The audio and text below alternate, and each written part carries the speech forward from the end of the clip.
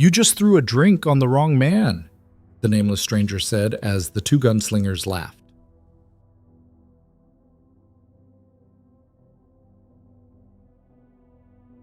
In Cold Creek, silence meant survival, until the day a stranger rode in and turned two hired guns into corpses before their laughter died. What started as public humiliation ended in seconds of calculated violence that shattered 14 months of fear. One man, two bullets, and a town about to discover that the empire controlling their lives was built on lies, not lead. Stay with me until the end of this story. Hit that like button and drop a comment with your city so I can see how far this tale travels across the world. The dust hung in the air like a held breath. Cold Creek wasn't a town anymore, not really. It was a carefully maintained theater of fear where every resident had learned their lines perfectly. Don't ask questions, don't meet eyes, don't remember what you saw. The building stood straight and painted, the street swept clean, but beneath that veneer of civilization beat the heart of something rotten. The stranger noticed it the moment his horse's hooves touched Main Street. It was 3 in the afternoon, prime hours for commerce and conversation, yet the boardwalks lay nearly empty. A woman hurried past with her basket, eyes fixed on the ground. 2 merchants stood outside the general store, their conversation dying mid-sentence as they caught sight of the newcomer.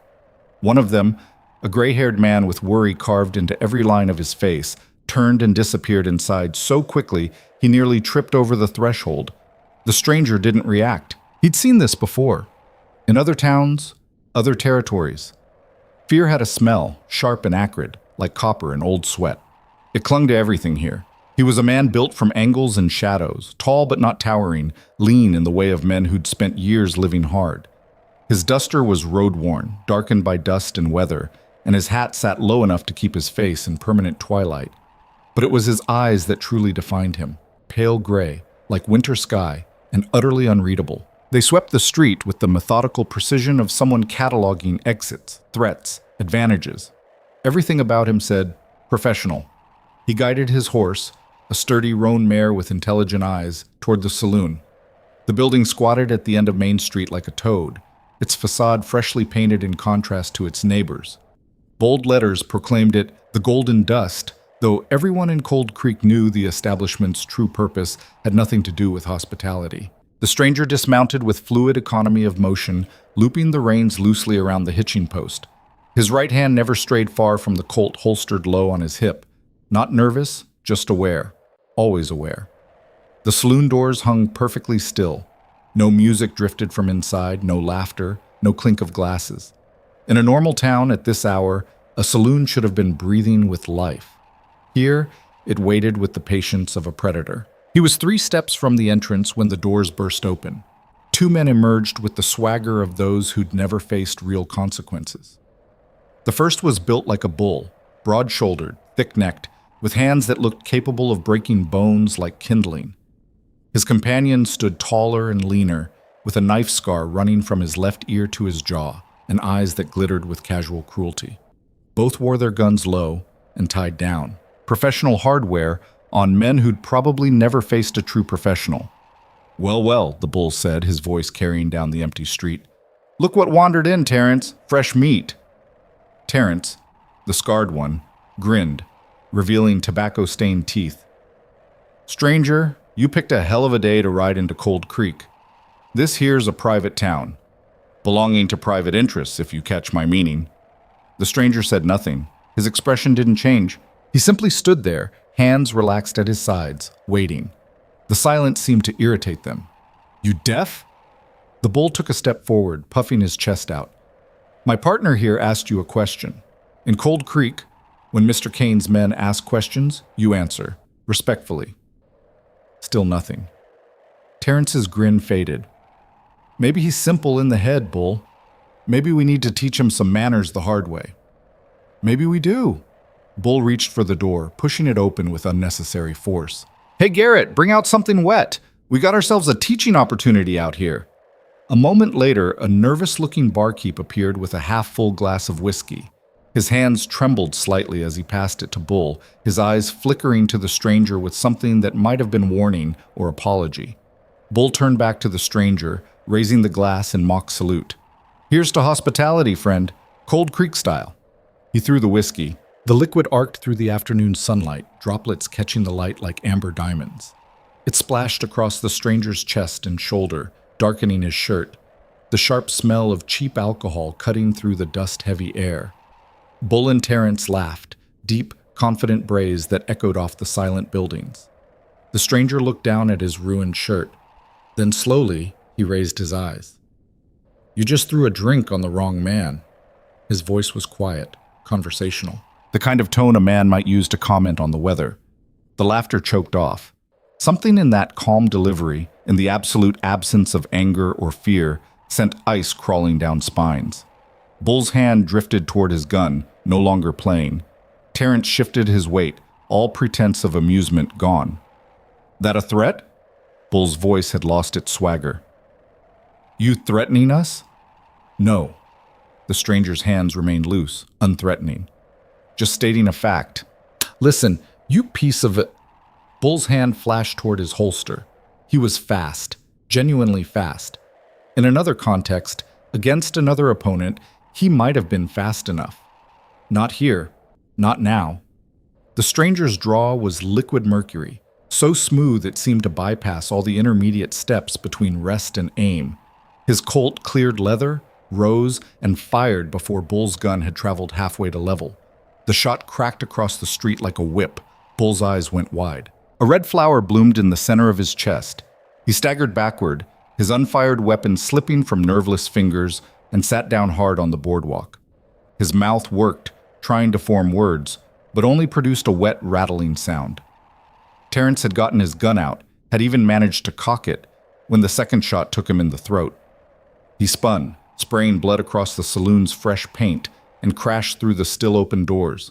The sound of his body hitting the floor inside echoed like a judge's gavel. Bull toppled sideways, dead before his head cracked against the wood. The entire sequence had taken perhaps 3 seconds. The stranger stood motionless, smoke curling from his Colt's barrel.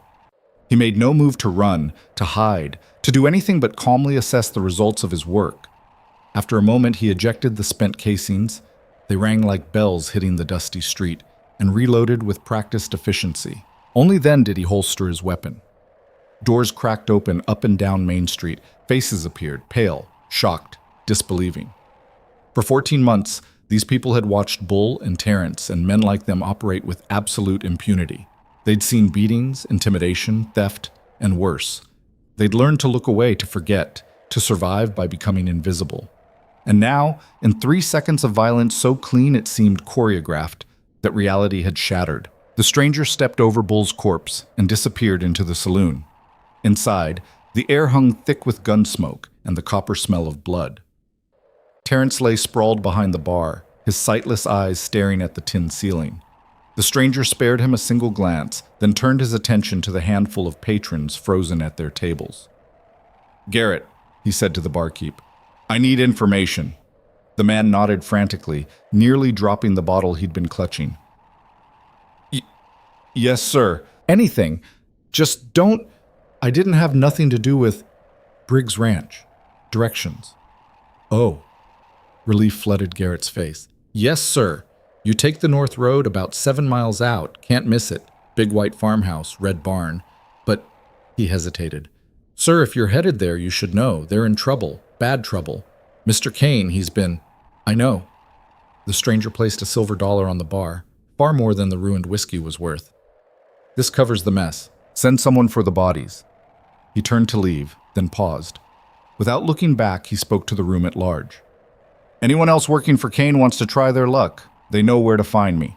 I'll be at the Briggs place." Silence answered him. He pushed through the doors and stepped back into the afternoon light. The street remained frozen, people watching from windows and doorways like spectators at some violent theater. The stranger untied his horse, mounted smoothly, and turned north.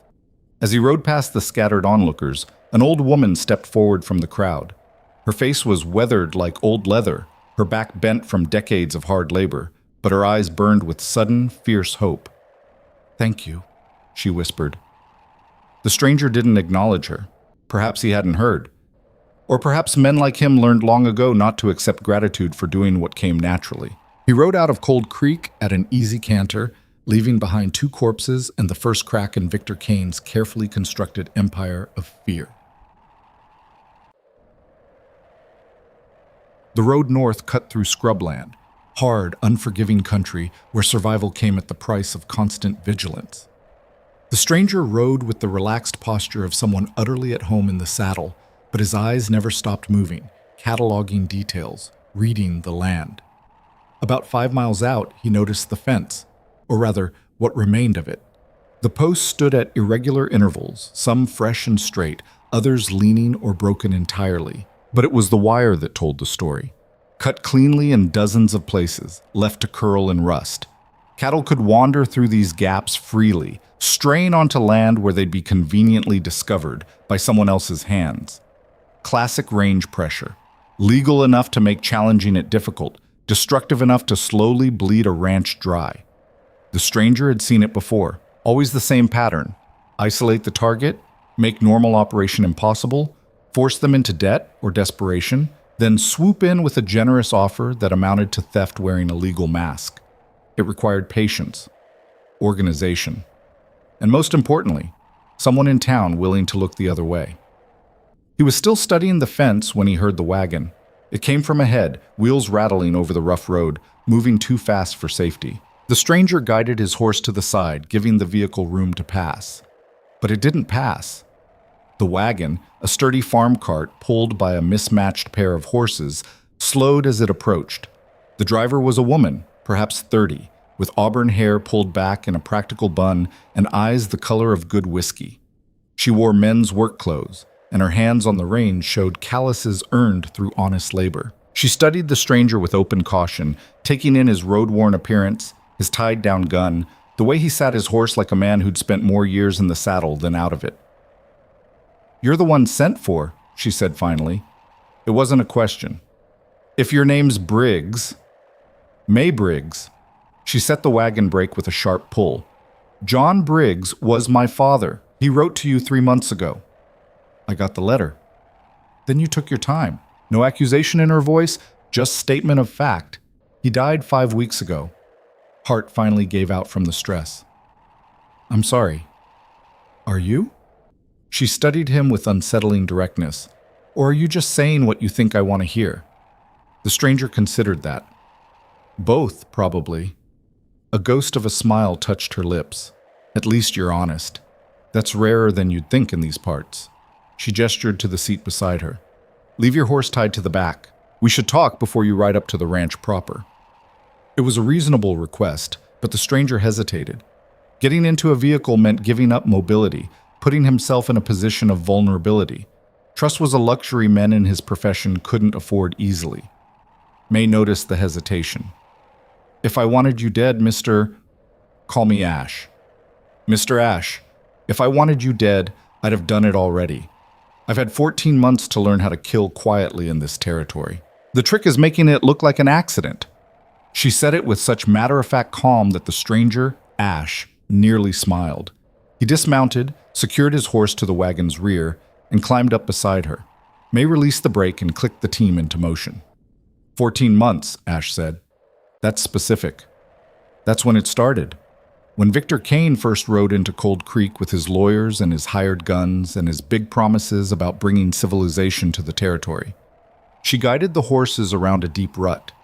My father knew him from before, San Francisco, back when Kane was just another claims lawyer working land disputes. Smart enough to stay legal, ruthless enough not to care who got hurt. Your father opposed him. My father stood up at a town meeting and called him a fraud. Showed everyone the papers proving Kane's company didn't actually own the mineral rights they claimed. Made Kane look like a fool in front of the whole territory. Bad move. Suicidal move, as it turned out. May's voice remained level, but her knuckles whitened on the reins. 3 days later, our well went bad. Contaminated somehow. Week after that, half our cattle disappeared. Found them later, shot and left to rot on what Kane claimed was his land. Then the accident started. Tools breaking, fences cut. Strange men showing up at odd hours with friendly advice about selling out before things got worse. And the law? Sheriff Dawes. She spat the name like poison. Kane's man through and through. Every complaint we filed got lost. Every witness suddenly couldn't remember what they saw. It's amazing how bad people's memories get when Bull and Terrence come visiting. Bull and Terrence won't be visiting anyone anymore. May's head snapped toward him. What? They tried to make an example of me outside the saloon. It didn't work out the way they planned. For a long moment, May said nothing. Then, both of them? Both of them. Clean? Quick, at least. She absorbed this information with the pragmatism of someone who'd lived through too much to waste energy on shock. That'll bring Kane down on you like a hammer. Those two were his favorites, useful combination of mean and stupid. He'll want payback. Let him want. You don't understand. May pulled the wagon to a stop at a small clearing overlooking a valley. Below, a white farmhouse stood beside a red barn, exactly as Garrett had described. But even from this distance, the signs of neglect were visible: sagging fences, overgrown fields, buildings that needed paint. Kane doesn't fight fair. He doesn't fight at all, not directly. He hires lawyers and judges and men like Bull to do it for him. He builds cases, manipulates laws, manufactures evidence. By the time you realize you're in his trap, it's already closed. I've dealt with worse. Have you? She turned to face him fully. Have you dealt with a man who can ruin you without firing a shot? Who can make judges rule against you, banks call in your loans, merchants refuse your business? Kane owns this territory, Mr. Ash. Not through force, through paper and ink and signatures. Killing his men just gives him legal grounds to have you arrested. Ash met her gaze steadily. Then I'll make sure there's nothing left to arrest me for. Something in his tone made May reassess him. She studied his face, really studied it this time, seeing past the road dust and shadow to the man beneath. What she found there made her breath catch. You're not just a hired gun. No. My father wrote to someone he knew from the war, someone who'd handled sensitive situations that couldn't be resolved through normal channels. Your father wrote to a friend. That friend knew I was passing through Montana. He asked me to look into things. Look into things? May's laugh was bitter. We're 3 days from losing everything. Kane's lawyers filed foreclosure papers last week. They claim we defaulted on a loan my father never took out, using land deeds that were forged by someone good enough that even our lawyer can't prove they're fake. In 72 hours, the bank, Kane's bank, takes possession of everything my family built over 3 generations. Then we'd better work fast. Work fast? Didn't you hear me? It's done. The papers are filed, the judge is in Kane's pocket, and even if we could prove fraud, there's no time to... Miss Briggs. Ash's voice cut through her rising panic like a knife. Your father didn't send for me to watch you lose. He sent for me because he knew legal battles and fair fights weren't going to save you. So I need you to answer one question, and answer it honest. He waited until she met his eyes. Do you want justice, or do you want to keep your land? May's jaw tightened. Both. Can't promise both. Pick one. She was silent for a long time, watching the ranch below where 3 generations of her family had lived and died and built something worth remembering. Then she reached into her coat and pulled out a thick leather journal, worn from constant handling. I want to keep my land. Justice is a luxury I can't afford. Good. Ash took the journal. What's this? 14 months of documentation, every threat, every illegal fence cutting, every head of cattle that disappeared, every accident that wasn't. I've got names, dates, witnesses. Garrett at the saloon helped me. He's been keeping track of who Kane's men meet with, who they pay off. The merchants have been sharing information quietly. Even Sheriff Dawes' deputy, Miller, slipped me some paperwork before he suddenly decided to transfer to another territory. Ash flipped through the pages. The handwriting was meticulous, the details exhaustive. This wasn't the work of someone paralyzed by fear. This was someone who'd been fighting back the only way they could, building a case that might mean nothing in Kane's courts, but spoke volumes about May Briggs' character. You've been busy. I've been preparing. For what? I didn't know. But when my father wrote to you, to whoever he thought could help, I decided if someone did come, they'd need ammunition. Not the kind in a gun, but the kind that destroys reputations and unravels schemes. This is good work. Real good work.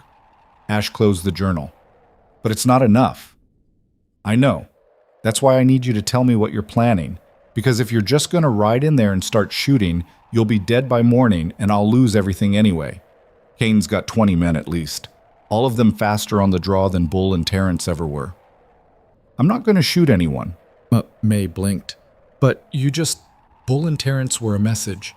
They needed to know I wasn't afraid, that their intimidation wouldn't work. But killing them was defensive. What comes next has to be different. Different how? Ash handed back the journal. You said Kane fights with paper and lawyers. Fine. We'll fight the same way, just faster and with less regard for rules he broke first. You've documented his crimes. Now we need to connect them to something the federal government cares about. The federal government? May looked skeptical. They don't care what happens out here. They care about land fraud. They care about falsified mining claims. They care about territorial expansion being undermined by corrupt officials. Ash pointed to a section in the journal. This here, where you mentioned Kane filing claims on federal land using forged survey documents. That's not just theft. That's fraud against the United States government. That gets attention. Understanding dawned in May's eyes. You're going to turn him in.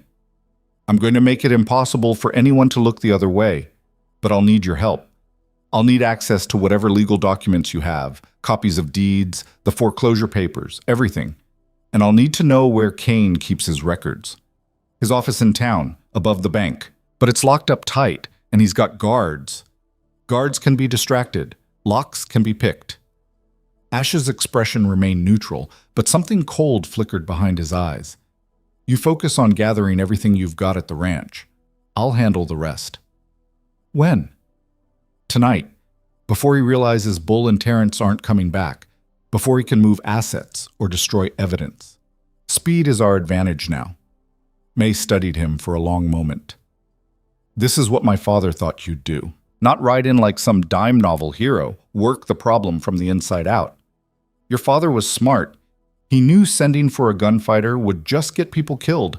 Sending for someone who could outthink Kane, that had a chance.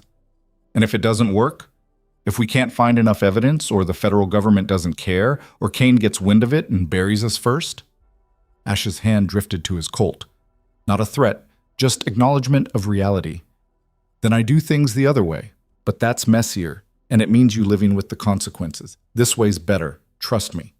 May released the brake. Trust is earned, Mr. Ash. Let's see if you can earn it. They rode down into the valley in silence, each lost in their own thoughts. Behind them, the sun began its slow descent toward the horizon, painting the sky in shades of amber and blood.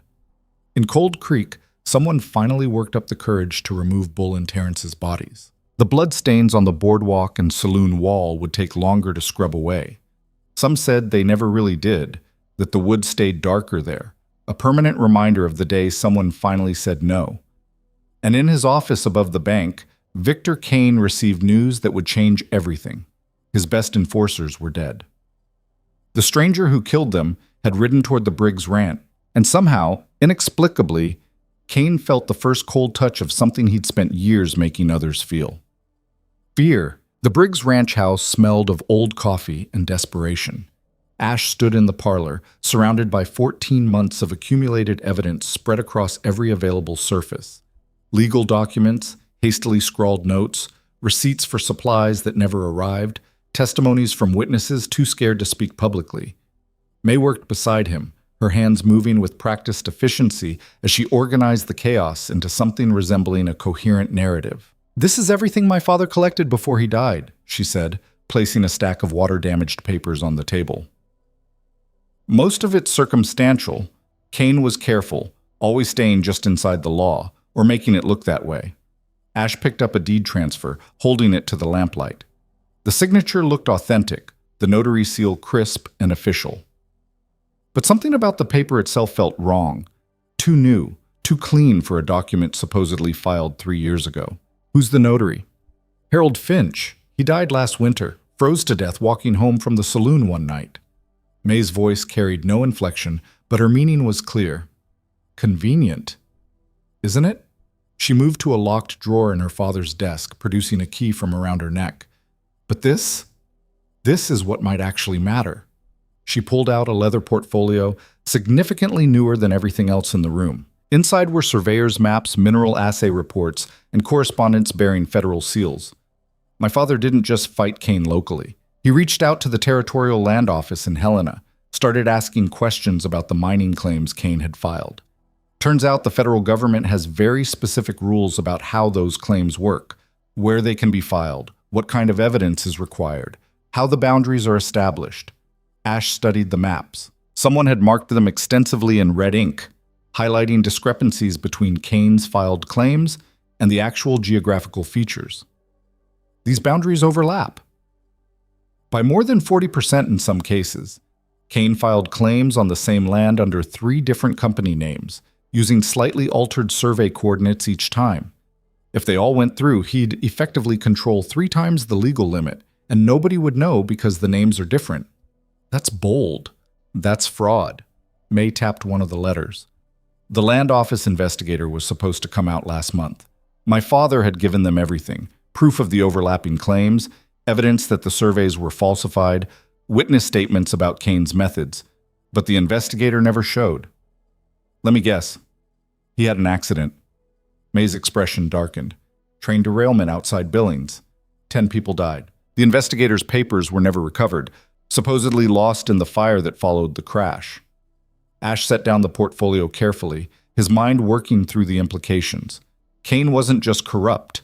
He was running an operation sophisticated enough to eliminate federal investigators and make it look natural. That required resources, connections, and a complete lack of conscience. The foreclosure papers, Ash said. Where are they? May retrieved another document from the desk.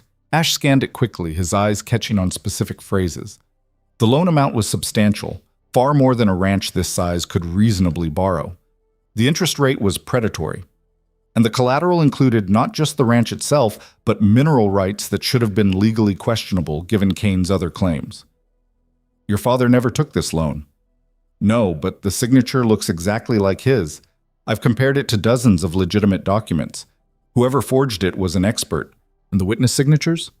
Harold Finch, the dead notary, and Thomas Brennan, Kane's personal attorney, now conveniently practicing law in San Francisco and unreachable for questions. Ash folded the document and slipped it into his coat. I'm keeping this, along with copies of everything else you've got. If I don't make it back from town tonight, take it all to the territorial marshal in Helena. Don't trust anyone local. May's hand stilled. You really think it'll come to that? I think Kane didn't build this empire by being careless. He'll have contingencies, backup plans, people willing to do whatever it takes to protect him. Ash met her eyes, but he's also gotten comfortable. 14 months of nobody fighting back effectively. That makes a man sloppy. We're going to exploit that. By breaking into his office. By recovering stolen federal property and documenting ongoing fraud. The breaking in part is just details. Despite everything, May almost smiled. You're very good at rationalizing illegal activity. Practice. Ash checked his pocket watch. It's nearly 6. Kane's office closes at 7, but he usually stays late going over accounts. I need to know his patterns. When he leaves, who guards the building at night, whether he takes work home. He leaves around 9, always out the back. Takes the same route to his house on the hill, the one he built with money that should have gone to the miners he cheated. As for guards, there's usually 2. One at the front door, one roaming the building. They change shifts at midnight. You've been watching him. For 14 months, I told you, I've been preparing. May crossed to a drawer and pulled out a hand-drawn map of Cold Creek's business district. Every building was labeled, with notes about occupancy, sightlines, and patrol patterns. I thought about killing him myself. Dozens of times. I had opportunities, moments when he was alone, vulnerable, but I always stopped myself. Why? Because killing him wouldn't fix anything. His organization would just replace him, and they'd paint my family as murderers. We'd lose everything anyway, and for nothing. She traced a finger along the route between Kane's office and his home. But if someone else were to acquire certain documents, expose the full scope of his operation, maybe coordinate it with federal authorities who actually had the power to act. You've thought this through. Every night for months. The question was never what to do. It was finding someone capable of doing it. May looked up from the map. My father chose you. I'm trusting his judgment. Don't make me regret it. Ash took the map, studying the details with professional appreciation. Whoever May Briggs was beneath the worn work clothes and prairie-hardened exterior, she had the mind of a strategist. Given different circumstances, different training, she could have been formidable in ways that had nothing to do with running a ranch. "There's something else you should know," May said quietly. "About Kane. Tell me." "He doesn't just want our land for the minerals. He wants to break us specifically, my family. My father embarrassed him publicly, made him look like a fool. Kane doesn't forget things like that. Even after my father died, Kane kept pushing. This isn't just business for him. It's personal. Personal makes people stupid or dangerous. When the foreclosure goes through, he plans to burn the ranch house. I heard it from one of his men who got drunk at the saloon and ran his mouth to Garrett. They're going to make it look like we did it ourselves, destroy the evidence of our own failure, can't handle the shame, that kind of story. But really, it's Kane making sure everyone knows what happens when you oppose him." Ash absorbed this with the calm of someone who'd heard worse threats before. "Then we make sure the foreclosure doesn't go through. And if we can't stop it in time, then I make sure Kane learns what happens when he pushes the wrong people." Ash moved toward the door, then paused. "One more question. The people in town, the merchants, the families, people like Garrett, how many of them would testify against Kane if they thought they'd be protected?" May considered carefully. "Most of them, if they believed it would actually work. But they've seen too many people try and fail. They've watched Kane destroy anyone who opposes him. Fear runs deep here. Fear only works when people think there's no alternative. Show them one, and fear turns into something else." Ash adjusted his hat. "I'll be back before dawn. Lock the doors, keep your rifle close. If anyone besides me tries to get in, I know what to do." May walked him to the door. "Mr. Ash, those men you killed today, do you feel anything about it?" "I feel like they made a choice and paid for it." "That's not what I asked." Ash turned back, his face half-shadowed in the doorway. "You want to know if I'm a good man or a bad one? If hiring me makes you complicit in something dark?" "Yes. I'm the man your father thought you needed. Everything else is just noise." He stepped into the gathering dusk. "Keep the lamp burning in the window. I'll need something to aim for on the way back." May watched him ride toward Cold Creek, his silhouette merging with the shadows until she couldn't tell Ryder from darkness. Then she closed the door, barred it, and returned to the parlor where 14 months of evidence waited to either save her or condemn her. Outside, the temperature dropped as night claimed the territory. Somewhere in the distance, a coyote called out, a long, lonesome sound that spoke of hunger and survival and the price of living in hard country. The ride back to Cold Creek took Ash through territory he'd only glimpsed in daylight. Now, under the rising moon, the landscape revealed its true nature, unforgiving, beautiful, in the way sharp things are beautiful, and utterly indifferent to human struggles. The kind of land that made honest people work themselves to death and gave men like Kane room to build empires on suffering. He reached the outskirts of town just after 8. The streets were quieter now, most businesses closed, but lights burned in the saloon and a few homes. The golden dust had been cleaned, no bodies, no blood visible on the boardwalk, though Ash suspected the stains remained beneath the fresh sawdust someone had scattered. He bypassed the main street, guiding his horse through the alley network May's map had detailed. Every town had these secondary routes, the spaces between respectability, where deliveries were made, trash was disposed of, and people conducted business they didn't want observed. Kane's Bank stood on the corner of Main and 4th, a 2-story brick building that projected solidity and permanence. Light glowed from the upper windows, the office space May had mentioned. Ash counted 3 figures moving behind the curtains. One would be Kane himself, the others likely accountants or lawyers working late. He found a shadowed alcove across the street and settled in to watch. Waiting was a skill most men never learned properly. They got antsy, distracted, let their minds wander. Ash had learned patience in places where losing focus meant losing your life. He could stay motionless for hours if necessary, cataloging details, building mental maps, understanding the rhythm of a place before acting. At 8:45, 2 men emerged from the bank's front entrance. Both wore suits too fine for Cold Creek, marking them as Kane's professional class, lawyers or land agents. They walked north, laughing about something, clearly unconcerned about the violence that had occurred earlier. To them, Bull and Terrence were just tools that had broken and would be replaced. 9 o'clock came and went. The light in Kane's office remained burning. Ash checked his pocket watch. May had said 9. Kane was running late, breaking pattern. That could mean nothing, or it could mean he'd heard about the killings and was adjusting his routine, being cautious. At 9:20, the office light finally dimmed. Ash tensed, ready to move, but the front door remained closed. He waited, counting heartbeats, and was rewarded when a side door opened. Victor Kane emerged alone, locking it behind him with careful precision. Even from across the street, Kane was impressive, tall, well-dressed, moving with the confidence of someone who owned everything he surveyed. His hair was silver at the temples, his face handsome in a practiced way. He looked like a senator or a banker or any of the respectable thieves who built fortunes on legal theft. He looked nothing like a killer, which made him more dangerous than Bull and Terrence ever were. Kane walked east, toward the hill where Cold Creek's wealthy maintained their homes. A guard fell into step behind him, armed, alert, positioned to intercept any threat. Not paranoid security, just prudent precaution. Ash waited until they were out of sight, then moved. The guard at the bank's front door was young, barely 20, with the eager look of someone trying to prove themselves. He stood at attention, rifle held across his chest, eyes scanning the empty street with exaggerated vigilance. Amateur. Ash approached from the side, footsteps silent on the boardwalk. He was 3 feet away before the guard registered his presence and spun, bringing the rifle up. "Easy," Ash said, hands visible and empty. "Just looking for directions." "Bank's closed." The guard's voice cracked slightly.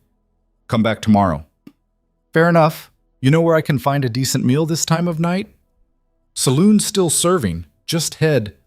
Ash moved. His left hand swept the rifle barrel aside while his right delivered a short, sharp blow to the guard's solar plexus. The young man folded, gasping, and Ash caught him before he hit the ground. A quick check of his pulse confirmed he was conscious but incapacitated. He'd recover in a few minutes with nothing worse than bruised pride and a sore gut. Ash dragged him into the shadows beside the building, used the guard's own belt to secure his hands, and stuffed a kerchief in his mouth. Not comfortable, but not cruel. The kid would be fine. The bank's front door was locked, but locks were just puzzles made of metal. Ash produced a thin piece of steel from his coat, a tool that looked innocent enough but had opened more doors than he could count. 20 seconds of delicate work, and the lock surrendered with a soft click. Inside, the bank was dark and silent. Moonlight filtered through the front windows, illuminating rows of teller cages and a massive vault door that would have required explosives or a week of expert work to crack. Ash ignored it. He wasn't here for money. A staircase at the rear led to the second floor. Each step creaked slightly under his weight, old wood settling in ways that made silent movement nearly impossible. He moved anyway, placing his feet on the outer edges where the boards were better supported, minimizing noise. The upper hallway contained 3 doors. 2 stood open, revealing ordinary office spaces, desks, filing cabinets, the mundane machinery of business. The third was closed and locked, with light still visible beneath it. Ash pressed his ear to the wood, listening. Nothing. Either Kane had left the lamp burning intentionally, or someone was inside staying very, very quiet. He tested the lock. This one was more sophisticated than the front door, a newer design, harder to pick. It would take time, and time made noise, and noise brought complications. A voice from below solved his dilemma. "Charlie, that you moving around up there?" The roaming guard, making his rounds. Ash had perhaps 10 seconds before the man decided to investigate properly. He drew his Colt, reversed it, and smashed the lock with the heavy butt. The metal shrieked and gave way. Ash shouldered through the door just as footsteps pounded up the stairs. Kane's office was exactly what he'd expected. Expensive furniture, thick carpet, walls lined with books and maps. A desk dominated the center of the room, its surface covered with papers and ledgers. Filing cabinets stood against one wall like iron sentinels. The guard burst through the door, pistol drawn. "Don't move!" Ash had already moved. He crossed the distance between them in 2 strides, batting the pistol aside with his left hand while his right clamped around the guard's throat. The man struggled, but Ash had leverage and surprise. Within seconds, the guard's eyes rolled back and his body went limp. Ash lowered him to the floor and checked his pulse. Alive, unconscious, no permanent damage. He wasn't interested in killing men who were just doing their jobs, only the ones who deserved it. But the noise had been loud, and this was a small town. Someone would have heard. He had maybe 5 minutes, 10 if he was lucky. Ash moved to the desk, scanning the papers with rapid efficiency. Most were routine business documents, loan agreements, property assessments, mining reports. But tucked beneath a leather portfolio, he found something interesting. A ledger written in code. The entries were dates paired with amounts, but the labels were abbreviated or deliberately obscured. Ash recognized the pattern. Someone tracking payments that couldn't be officially recorded. Bribes, probably, or payoffs to the various officials Kane needed to maintain his empire. He pocketed the ledger and turned to the filing cabinets. The first 3 drawers contained more routine paperwork.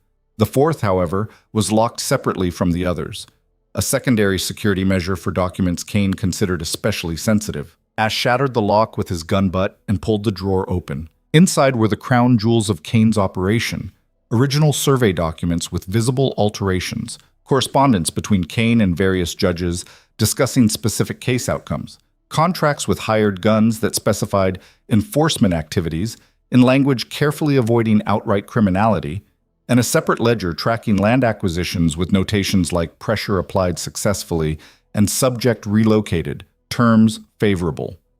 But it was the bottom folder that made Ash pause. Inside were personal files on specific individuals: May Briggs, her father John, Sheriff Dawes, Judge Morrison, and a dozen others. Each file contained detailed information: family members, debts, secrets, vulnerabilities. John Briggs' file included medical records showing his heart condition, along with a note in Kane's handwriting. Maximum pressure sustainable for approximately 6 to 8 months before health failure likely. Kane hadn't just been stealing land. He'd been systematically destroying John Briggs, using his own body against him, calculating exactly how much stress would kill him without leaving evidence of murder. Ash felt something cold settle in his chest. He'd known Kane was ruthless, but this level of calculated cruelty went beyond business or even revenge. This was a man who enjoyed the destruction itself. Footsteps on the stairs, multiple sets, moving fast. Ash grabbed the entire contents of the drawer, stuffed them into his coat, and moved to the window. It overlooked an alley with a narrow ledge running along the building's exterior. Not a great escape route, but better than trying to shoot his way through whoever was coming. He opened the window just as the door burst open. 3 men flooded in, guns drawn. Not the guards. These were professionals, dressed like the enforcers who'd been with Kane earlier. Their leader, a scarred man with dead eyes, swept the room and fixed on Ash. "Step away from the window." Ash didn't move. "Or what?" "Or we shoot you and tell the sheriff you broke in to rob Mr. Kane. Pretty clear case of justified killing. Except I'm not armed." Ash raised his hands slowly, showing them empty. His Colt was holstered, technically true even if misleading. "You killed Bull and Terrence." "Self-defense. They started it." The scarred man smiled without humor. "Mr. Kane said you'd be clever, said you'd try to talk your way out. But here's the thing, I don't get paid to talk, I get paid to solve problems. And you, friend, are definitely a problem." Ash's mind calculated angles, distances, probabilities. 3 armed men at 7 feet, himself at the window with a deadly drop behind him. Drawing his Colt would take maybe a second. In that time, at least one of them would fire. His odds of surviving were poor, but not 0. "Kane know you're here?" "Mr. Kane gave us standing orders. Anyone breaks into his property, we handle it permanent." "That's murder. That's security. Territory law says we can protect private property with lethal force. You chose to break in, you chose the consequences." Ash saw the scarred man's finger tighten on the trigger. No more talking. Decision time. He dropped backward through the window. Gunfire erupted, bullets punching through the space he'd occupied a heartbeat before. Ash caught the ledge one-handed, his body slamming against the brick. Pain lanced through his shoulder, but he held on, swinging sideways as more shots chewed up the wall. The ledge was 4 inches wide and crumbling in places. Below, the alley was perhaps 20 feet down, survivable if he landed right, crippling if he didn't. Ash inched along, boots finding precarious purchase, fingers screaming with the strain. A head appeared at the window. Ash didn't hesitate. He drew his Colt left-handed and fired.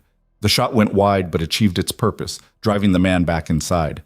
More voices shouted from below. The front guard had apparently freed himself, or someone had found him. Either way, the alley would be covered soon.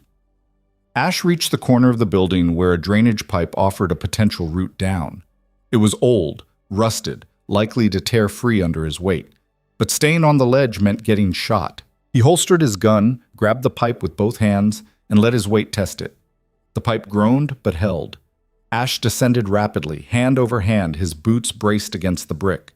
10 feet from the ground, the pipe's mounting bracket tore loose with a metallic shriek. Ash fell the remaining distance, hit hard, rolled to absorb the impact. His left ankle screamed in protest, but took his weight when he stood. Nothing broken, just bruised and angry. Shouts converged from both ends of the alley. Ash ran. He'd studied May's map carefully, memorizing the network of alleys and back routes. Now that knowledge saved him as he dodged through the darkness, taking turns that looked random, but were calculated to avoid dead ends and maximize cover. Behind him, pursuit crashed through the night, men shouting, coordinating, trying to cut him off. They knew the town better than he did, but they were making noise, announcing their positions. Ash moved in silence, a shadow among shadows, using the chaos to slip away. He emerged 2 blocks from where he'd left his horse, circled around to approach from an unexpected angle, and found the animal exactly where he'd left it. No guards, no ambush. They were all chasing him through the alleys. Ash mounted smoothly despite his protesting ankle and urged the horse into a careful walk. Running would attract attention. Walking, he was just another rider on a dark street. He was 3 blocks out of town before anyone realized he'd escaped. The ride back to the Briggs ranch was long and painful. Adrenaline faded, leaving Ash acutely aware of every bruise, every strained muscle, every reminder that he wasn't as young as he used to be. His ankle throbbed with each of the horse's steps. His shoulder, where he'd caught himself on the ledge, felt like someone had driven a spike through it. But he had the documents. Everything Kane had worked so hard to keep hidden was now stuffed inside Ash's coat, evidence enough to bring federal investigators and territorial marshals down on Cold Creek like a hammer. The question was whether they'd arrive in time. May was waiting when he reached the ranch, rifle in hand, positioned behind the window with clear sightlines to anyone approaching. She lowered the weapon when she recognized his silhouette and opened the door before he could dismount. "You're hurt." "I'm functional." Ash swung down carefully, favoring his left leg. "And I got what we needed." Inside, he spread the stolen documents across the parlor table while May brought coffee and bandages. His ankle wasn't broken, just badly twisted. He'd wrapped it tight and could still walk. The shoulder would heal on its own given time they probably didn't have. May studied the documents with growing disbelief, her fingers tracing over the evidence of Kane's systematic destruction of her father. "He murdered him," she said quietly. "Not with a gun or poison, but he murdered him just the same." "Yes. And the law will say he didn't." "The territorial law, probably, but federal law, that's different. Land fraud, falsified mining claims, conspiracy to defraud the government. These charges come with prison time, and not the kind Kane can buy his way out of." "How long until federal investigators can get here?" Ash checked his pocket watch. Nearly 2 in the morning. "If we send word to Helena at first light, maybe 3 days, 4 to be safe." "The foreclosure is in 2 days." "I know."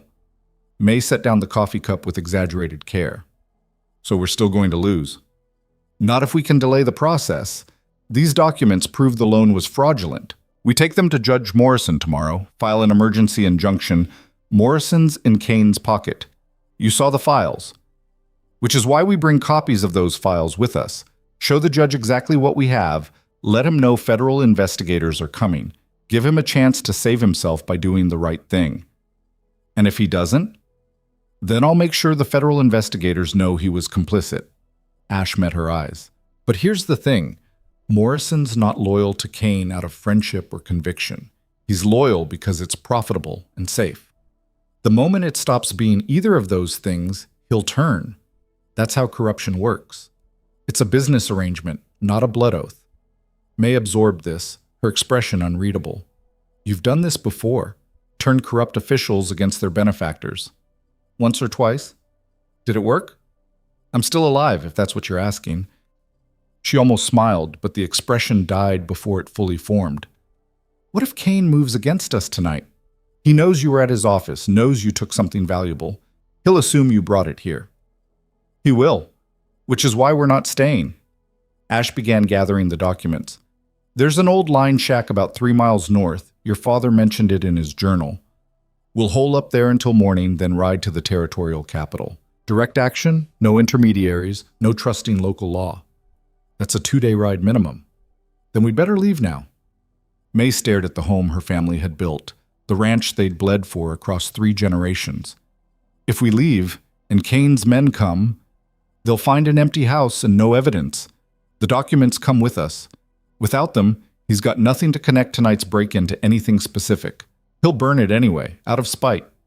Buildings can be rebuilt. Your life can't. Ash began stuffing documents into a waterproof bag he'd found in the parlor. We leave in 20 minutes. Bring food, water, ammunition, and anything you can't stand to lose. May didn't argue. She'd lived in this territory long enough to recognize when survival demanded sacrifice. She moved through the house with grim efficiency, selecting items with the practiced eye of someone who'd always known this moment might come. Ash helped where he could, his mind already planning the route to Helena, calculating rest stops, identifying where Kane's men might try to intercept them. The smart move would be to split up, send May ahead with copies while he drew pursuit, but that assumed May would accept being sent to safety like a child, and nothing about her suggested she'd tolerate that. They were loading the last of their supplies when the first shot shattered the parlor window. Ash dove, pulling May down with him as gunfire erupted from multiple directions. Glass exploded inward, wood splintered, the lamp on the table burst into flames that quickly spread to the documents they'd been organizing. Out the back, Ash shouted over the thunder of rifles. They crawled toward the kitchen, keeping below the windows as bullets chewed through the walls. The attack was coordinated, professional, at least 4 shooters, possibly more, positioned to cover all exits. Whoever led this group knew what they were doing. May grabbed a bucket of wash water and doused the burning table, saving what documents she could. Ash returned fire through the shattered window, not aiming to hit but to make the attackers think twice about rushing the house. In the brief pause between volleys, he heard horses outside. More men arriving, or the original group repositioning. Either way, their time was running out. The root cellar, May said. There's a tunnel my grandfather dug during the territorial wars, comes out near the barn. Can we reach it? Through the kitchen, down the hatch. But once we're in, there's no way to cover our tracks. They'll know where we went. Doesn't matter if we get enough of a head start. Ash fired twice more, buying seconds. Go, I'll hold them. Like hell. May grabbed her father's Winchester from above the mantel. You don't know where the tunnel exits. You'd be lost in the dark. She was right, and there was no time to argue. They moved together, backing toward the kitchen as gunfire intensified. Someone outside was shouting orders, a voice Ash recognized from the bank office. The scarred man, Kane's enforcer, coordinating the assault. The kitchen hatch was hidden beneath a woven rug. May tore it aside and hauled open the wooden door, revealing a ladder descending into absolute darkness. You first, Ash said. I'll follow and seal it behind us. May didn't waste breath arguing. She disappeared down the ladder, and Ash heard her boots hit packed earth below. He fired one last volley toward the sound of approaching men, then followed her into the dark. The hatch closed above them with a solid thunk. Ash drove the interior bolt home. It wouldn't stop determined men long, but it might buy crucial minutes. This way! May's voice came from the darkness, steady despite everything. Stay close and duck. The ceiling's low in places. They moved through absolute blackness, hands trailing along rough-hewn walls, feet finding purchase on uneven ground. The tunnel was crude but functional, testament to a time when having an escape route meant the difference between life and death. Behind them, above them, the sounds of destruction continued. Breaking glass, splintering wood, men's voices calling out in triumph as they ransacked the home. Ash tried not to think about what they were destroying. Family heirlooms, memories, the physical evidence of 3 generations of hard work. But they had what mattered. The documents were with them, waterproofed and secure. Evidence enough to bury Kane if they could just survive the next few hours. The tunnel seemed to stretch forever, though it was probably no more than 100 yards. Finally, May stopped. Ladder here. Goes up to a false floor in the barn's tack room. We'll come out behind the stalls. Horses still there? Should be, unless Kane's men thought to check the barn first. Only one way to find out. May climbed first, moving with the confidence of someone who'd used this route before. Ash followed, his injured ankle protesting every rung. At the top, May worked some mechanism Ash couldn't see in the darkness, and a section of floor lifted away. Moonlight filtered through the barn's gaps, painting everything in silver and shadow. The horses were there, 3 of them, nervous but unharmed. No guards, no ambush. Either Kane's men were too focused on the house, or they'd dismissed the barn as unimportant. Their mistake. Ash and May saddled 2 horses in near total silence, working with the practiced efficiency of people who knew every second counted. They loaded the saddlebags with their supplies, secured the document case, and led the animals toward the barn's rear door. Outside, the ranch house burned.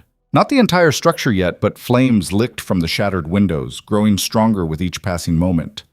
Silhouettes moved against the firelight, Kane's men, watching their handiwork, probably waiting for anyone to flee the blaze. North, May whispered, into the scrubland. We can lose them in the coulees. They mounted and rode, not fleeing in panic, but moving with deliberate speed toward the darkness beyond the firelight. Behind them, someone shouted.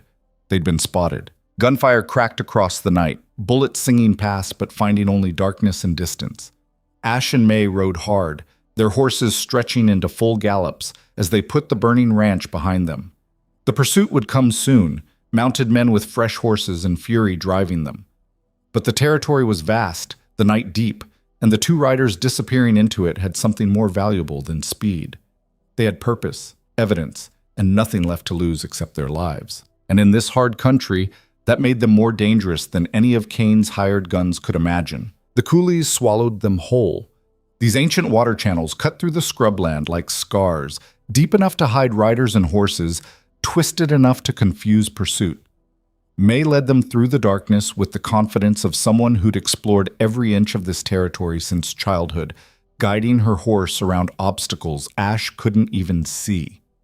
Behind them, the glow of the burning ranch faded to a dull ember on the horizon. They rode for 2 hours without speaking, conserving breath and energy, listening for sounds of pursuit that never came. Either Kane's men had lost them in the darkness, or they'd decided waiting for daylight made more tactical sense. Either way, the temporary reprieve gave Ash time to think. Dawn was perhaps 3 hours away. They had a 2-day ride to Helena under normal circumstances. But nothing about their circumstances was normal. Kane would have men watching the main roads, checking stagecoach stations, covering every obvious route to the territorial capital. Going direct would be suicide. May finally slowed her horse to a walk, turning to check on Ash. Even in the pre-dawn darkness, he could see the toll the night had taken on her, shoulders tight with tension, jaw set in a way that suggested she was holding herself together through pure will. There's a relay station about 10 miles east, she said quietly. Not much, just a way stop for freight wagons. But the man who runs it, Carl Hendricks, he knew my father. Might be willing to help. Might? Carl's got a wife and 3 kids. Kane's already destroyed 1 family. I won't ask him to risk his. May adjusted her grip on the reins. But he's got access to a telegraph. We could wire Helena directly, get federal marshals moving before Kane even realizes what we've done. Ash considered the angles. A telegraph was fast, but also traceable. The moment they sent a message, whoever operated the lines would know their location. In a territory where Kane owned judges and sheriffs, he almost certainly owned telegraph operators too. We'd have to assume the message gets intercepted. Probably, but even if Kane reads it, what can he do? The marshals will already be on their way. He can't stop the federal government from investigating, not once they're committed. He can make sure there's no one left to testify when they arrive. Ash met her eyes. You send that telegram, you paint a target on your back that won't fade until Kane's either in prison or dead. That target's already there, has been since my father stood up to him. May's voice carried steel beneath the exhaustion. At least this way I'm choosing when and how the fight happens instead of just reacting. She was right, and Ash knew it. They'd already crossed the point of no return when he'd broken into Kane's office. Now it was about moving forward faster than Kane could adapt. All right, we go to Hendricks, send the wire, and then disappear. Find somewhere defensible and wait for the marshals to arrive. The old line shack I mentioned before, my father's journal mentioned it. 3 miles north of the ranch, built into the base of a bluff. Good sight lines, only one approach. Fresh water from a spring. We could hold out there for days if we had to. Days might be what it takes. Ash glanced at the sky, reading the stars like a map. How far to the relay station? If we push the horses, we can be there by first light. They pushed.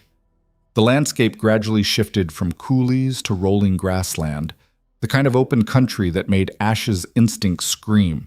No cover, no concealment, just endless visibility in every direction. Perfect terrain for spotting threats, which also meant perfect terrain for being spotted. The relay station appeared as the eastern sky began to pale, a collection of rough buildings clustered around a stone well, with a corral holding a dozen freight horses. Smoke rose from the main house's chimney, suggesting someone was already awake and preparing for the day. May and Ash approached slowly, hands visible, making no threatening moves. A man emerged from the house before they reached the yard, middle-aged, weathered, holding a shotgun with the casual competence of someone who knew how to use it. May Briggs. Recognition and concern warred in his voice. Heard shooting last night from your direction. Saw the glow after. The ranch is gone, Carl. Kane's men burned us out. May dismounted stiffly, her exhaustion evident. We need help. Carl's expression darkened. He lowered the shotgun but didn't set it aside. What kind of help? Telegraph access. Need to wire the federal marshal in Helena, get investigators out here before Kane consolidates his position. You know I can't do that. Carl's voice carried genuine regret. Every message that goes through my station, Kane's people get copies. It's part of the arrangement. I operate the relay. They don't burn me out like they did the Mitchells. The Mitchells? Last year, had a station 15 miles south. Started asking questions about why certain messages were being intercepted. Found them dead in their house 2 weeks later, looked like a robbery, but everyone knew what it really was. Carl shifted his weight. I got a family, May. Can't risk them. I'm not asking you to risk anything. Ash spoke for the first time, his voice carrying quiet authority. Just need you to step away for 10 minutes. Go check your horses, have breakfast, whatever. When you come back, maybe you notice someone used your telegraph without permission. You report it immediately to the sheriff. Cooperate fully with any investigation. Carl studied Ash, taking in the road dust, the tied-down gun, the cold eyes that had seen too much. Who are you? Someone passing through. Someone who's real good at making sure the right people take the blame for things. That a threat? That's a promise that if anything happens to your family because we were here, Kane won't live long enough to enjoy it. Ash's tone didn't change, didn't rise, but something in his delivery made Carl's grip tighten on the shotgun. But if you help us, even accidentally, you're just a victim. Man can't be blamed for what happened when he wasn't looking. Carl's jaw worked as he wrestled with the decision. Finally, he nodded slowly. Telegraph's in the back room. I'm going to go tend the horses. Takes me about 15 minutes usually. Sometimes longer if one of them's acting up. Appreciate it. Carl turned toward the corral, then paused. May, your father was a good man. Didn't deserve what happened to him. Neither do you. He met her eyes. Whatever you're planning, make it count. We will. They waited until Carl was out of sight before entering the station. The telegraph room was small and cramped, dominated by the apparatus itself, brass and wood and wire, humanity's attempt to conquer distance through technology. Ash had used similar equipment before, though he was far from expert. May proved more capable. Her fingers moved across the keys with practiced precision as she composed the message. Federal Marshal Helena. Stop urgent investigation required. Cold Creek Territory. Stop. Land fraud, bribery.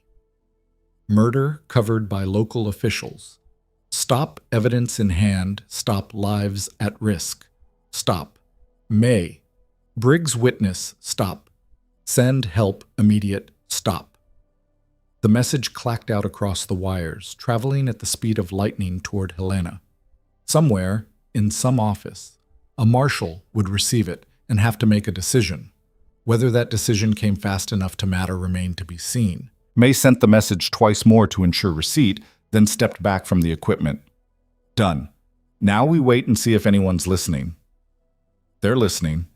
Ash examined the telegraph's receiving log, noting the confirmation codes. Question is whether they'll act fast enough.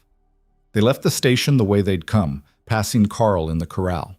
He didn't acknowledge them, didn't even look up from the horse he was examining. Plausible deniability, carefully maintained.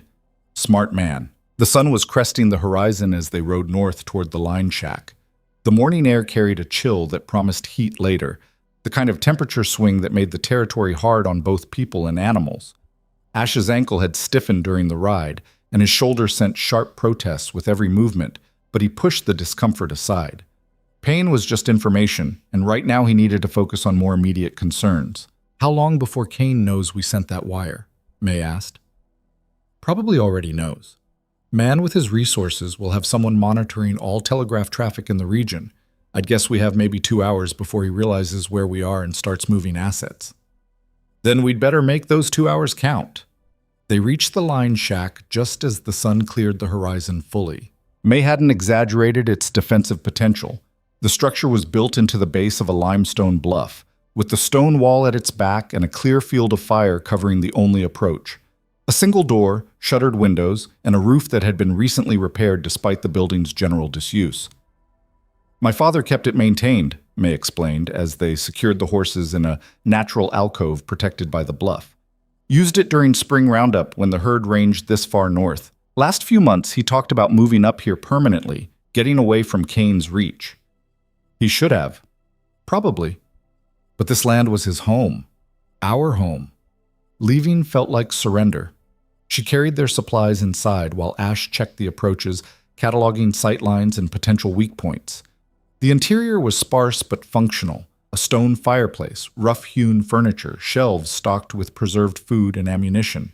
Someone had been here recently, adding fresh supplies. May's work, Ash guessed, preparing a bolt hole in case everything went wrong. Everything had gone wrong, but at least they had a place to make their stand. Ash spread the stolen documents across the single table, organizing them by relevance and evident strength. The ledgers, the forged deeds, the correspondence between Kane and various officials. Individually, each piece was damning. Together, they painted a picture of systematic corruption that should make any honest lawman's blood boil, should being the operative word. We need insurance, Ash said, studying the documents. Something that guarantees these reach the right people even if we don't. What kind of insurance? Ash pulled out his knife and carefully separated the most damaging documents from the rest. We make copies, hide one set here, carry one set with us. That way if Kane's men find this place or intercept us on the road, he can't destroy all the evidence. Copying all of this will take hours. Then we'd better start now. They worked in silence, May carefully transcribing the most critical information while Ash kept watch through the shuttered windows. The morning stretched toward noon with agonizing slowness, each minute bringing them closer to the moment when Kane's response would arrive. It came just after 1 in the afternoon. Ash spotted the dust first, a cloud rising in the distance, moving fast. He counted at least 8 riders, possibly more, approaching from the south. Not cautious, not trying to hide. Kane's men coming with full confidence in their numbers and firepower.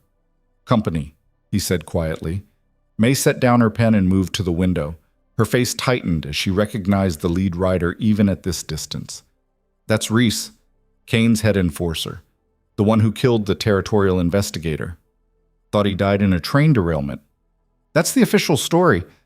Truth is, Reese rigged the derailment personally. Bragged about it to Bull one night when he was drunk, Garrett told me. Man's a professional killer dressed up as a security consultant. Ash studied the approaching riders with cold calculation. 8-2 odds, and the enemy had the advantage of numbers and mobility. But defenders in a fortified position with good sight lines and limited approaches, that shifted the mathematics considerably. How good a shot are you? Good enough. May checked her Winchester, working the lever to ensure smooth action. My father taught me when I was 12. Been practicing ever since. All right, here's how this works. They'll try to talk first, offer us a deal. We let them talk, use the time to assess their positions. When the talking stops, we aim for horses first, riders second. Dismounted men are slower, easier to pin down. You want me to shoot horses? I want you to survive. Horses are easier targets and they'll panic the men. It's not pretty, but pretty doesn't win fights. Ash moved to the opposite window, giving them overlapping fields of fire. Remember, slow, steady breathing. Don't rush the shot. They have to cross 200 yards of open ground. We have all the time in the world.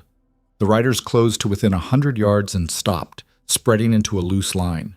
Reese moved forward alone, his horse walking at an easy pace, hands visible and empty. Textbook approach for someone wanting to talk. He stopped 50 yards out, well within rifle range, but demonstrating confidence that bordered on arrogance. "May Briggs!" His voice carried clear across the distance. "I'm here on behalf of Mr. Kane. He's willing to discuss terms." Ash moved his head slightly, catching May's attention. She nodded understanding but kept her rifle trained on Reese. "What kind of terms?" she called back. "Reasonable ones. You return the documents you stole, sign over the ranch property peacefully, and Mr. Kane will drop all charges. You can leave the territory with your life and a fair price for the land. Clean break, no hard feelings. And if I refuse? Then we come in and take what belongs to Mr. Kane by right of law. The foreclosure is legal and binding. You're trespassing on his property by being here. We're authorized to remove you by any means necessary." May's finger tightened on the trigger. Ash caught the movement and shook his head minutely. "Not yet." "The law you're talking about is bought and paid for," May shouted back. "I've got evidence proving Kane forged deeds, bribed judges, murdered federal investigators. That makes everything he claims null and void." Reese's expression didn't change. "That's a serious accusation. You got proof?" "Enough to bury him. Already sent it to the federal marshals in Helena. They'll be here in 2 days, maybe less." 2 days is a long time, Miss Briggs. Lot can happen in 2 days. Reese shifted in his saddle, a casual movement that positioned his right hand closer to his holstered gun. Mr. Kane's a patient man, but even patience has limits. He's offering you a way out that doesn't end with you dead in a shack nobody's gonna find for weeks. Tell Kane he can take his offer and May. Ash's quiet voice cut through her rising anger. "Let me handle this." He stood and moved to the door, opening it just enough to be visible, but keeping most of his body behind cover. Reese's eyes locked onto him immediately, recognition flashing across his face. "You're the one who killed Bull and Terrence. Self-defense. They drew first. That's not how Mr. Kane sees it. I don't much care how Mr. Kane sees anything." Ash's tone remained conversational, almost friendly. "Here's what I see. You've got 8 men? I've got 2 well-armed defenders in a fortified position with clear lines of fire. You try to rush us, half your men die before you reach the door. Maybe all of them if we're lucky. That's not a fight. That's a slaughter. Bold talk from a man outnumbered 4 to 1. Math talk from a man who's been in this position before." Ash leaned against the doorframe, the picture of casual confidence. "You're a professional, Reese. I can tell. So let me talk to you professional to professional. This isn't your fight. You're getting paid to do a job, but how much is Kane paying you? Enough to die for?" Reese's jaw tightened. "I complete my contracts." Admirable. But here's the thing about contracts. They assume both parties survive to fulfill their end. Kane's going down. Federal marshals are coming, and when they do, everyone associated with his operation is going to face consequences. Men like you, who just followed orders, maybe you get 5 years. Men who pulled the trigger on federal investigators. Ash let that hang in the air. "That's a hanging offense." "You're bluffing. Am I? Why don't you wait around and find out when the marshals arrive?" Ash smiled without warmth. "Or you could take your men and ride out. Tell Kane we refused his generous offer. Collect your pay and be gone before the federal government shows up asking uncomfortable questions about who killed their investigator." For a long moment, nobody moved. The wind whispered across the grassland, carrying with it the smell of dust and distant rain. Somewhere in the bluff behind them, a hawk screamed. Reese's hand drifted toward his gun. Ash drew and fired in a single fluid motion. The bullet kicked up dirt 2 inches from Reese's horse's front hoof. The animal reared, nearly throwing its rider. By the time Reese had the horse under control, Ash's Colt was leveled directly at his chest. "Next one doesn't miss," Ash said calmly. "Your move." Reese stared down the barrel of Ash's gun, his face frozen in calculation. Behind him, his men had drawn weapons, but nobody was firing. They were waiting for orders for Reese to make the call that would determine whether everyone lived or died in the next 30 seconds. "You just made this personal," Reese said quietly. "No, I made it professional. Personal would be shooting you off that horse right now for threatening Miss Briggs. Professional is giving you a chance to walk away." Ash's aim never wavered. "Take it." Reese gathered his reins, his eyes promising violence later even if he accepted the reprieve now. "Mr. Kane's not going to forget this. I'm counting on it." The enforcer wheeled his horse around and rode back to his men. A brief, heated discussion followed. Ash couldn't hear the words, but body language told the story. Some wanted to attack immediately. Others wanted to wait, reassess, approach with better tactics. Reese settled the argument with sharp gestures and harder words. The riders turned and withdrew, not fleeing but executing a deliberate tactical retreat. They stopped at 500 yards, just beyond effective rifle range, and began setting up what looked like a camp. "They're not leaving," May said from her window. "Didn't expect them to." Reese is smart. Knows charging a fortified position in daylight is suicide. He'll wait for dark, try to get close enough to set fire to the shack or pick us off through the windows. "So what do? We don't give him the chance." Ash holstered his Colt and returned to the documents. "How many copies did you finish?" "Most of the critical ones. The ledgers, the forged deeds, the correspondence about the federal investigator." "Good.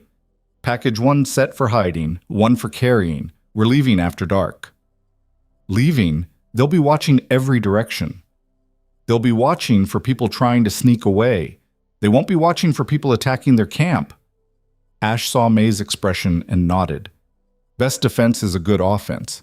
We hit them first, scatter their horses, create enough chaos to slip away in the confusion." "That's insane. That's survival. They expect us to sit here and wait for them to make the first move, so we don't give them what they expect." May studied him for a long moment. "You've done this before. The professional soldier thing, I mean, not just gunfighting, actual tactical operations." "Long time ago. Different war, different reasons, but the principles don't change." Ash began checking his ammunition, counting rounds, assessing what he had versus what he'd need. Surprise, speed, violence of action. Hit hard, hit fast, disappear before they can respond. And if it goes wrong? Then we improvise. But I found that most plans go wrong somewhere. The key is being better at improvising than the other guy. They spent the afternoon preparing. Ash cached 1 set of documents in a waterproof bag, buried it beneath a marked stone outside the shack, where it could be found by anyone who knew to look. The second set he divided between their saddlebags, ensuring that even if one of them was captured, evidence would survive. May prepared their supplies for rapid departure: food, water, ammunition, everything they'd need for a hard ride across unfriendly territory. She worked with the efficiency of someone who'd learned that survival required preparation, that hoping for the best without planning for the worst was a luxury she couldn't afford. As the sun began its descent, Ash outlined his plan. Their camp is roughly 500 yards south-southeast. Reese will have posted sentries, probably 2, rotating every few hours. The horses will be on a picket line, secured but not heavily guarded. They're not expecting an attack on their animals. How do you know all that? Because it's what I'd do if I were Reese. Professional security follows predictable patterns. He's good, but he's also arrogant. Thinks his reputation and numbers are enough to keep us pinned down. May checked her rifle again, a nervous gesture that spoke to the reality of what they were about to attempt. When do we move? 2 hours after dark. Gives them time to settle in, get comfortable, start thinking they've got us trapped. Then we go in quiet, cut the horses loose, and use the confusion to get clear. What about Reese and his men? If we're lucky, we avoid them entirely. If we're not lucky, Ash's hand drifted to his Colt. We do what's necessary. The waiting was the hardest part. As darkness settled over the territory, Ash and May sat in the line shack with minimal light, speaking in whispers, conserving energy for what was coming. Outside, the enemy camp's fire glowed in the distance, bright enough to ruin their night vision, making them visible targets while rendering everything beyond the firelight invisible. Amateur mistake from supposedly professional men. Or perhaps Reese was so confident in his numbers that he didn't care about basic tactical precautions. Either way, it was about to cost him. At 10 o'clock, Ash and May slipped out the back of the shack, moving low and slow through the darkness. They'd left the door barred from inside, wedged to make it look like they were still there, buying crucial minutes before anyone realized the shack was empty. The approach to the enemy camp took nearly an hour of careful movement. Every step had to be considered, tested, silent. May proved surprisingly adept at moving quietly, her ranch-hardened muscles giving her better control than most city folk ever developed. They reached a position 50 yards from the camp without being detected. Reese's men had settled into a comfortable bivouac, bedrolls spread near the fire, rifles stacked nearby but not immediately to hand, sentries posted but more focused on the line shack than on their own perimeter. The horses were exactly where Ash had predicted, tied to a long picket line with minimal supervision. Ash signaled May to position herself with clear line of sight to the sentries. She settled behind a low rise, her Winchester rested and aimed, ready to provide covering fire if things went loud. Then Ash moved toward the horses. He closed the distance in stages, using every scrap of available cover, timing his movements to coincide with when the sentries were looking away.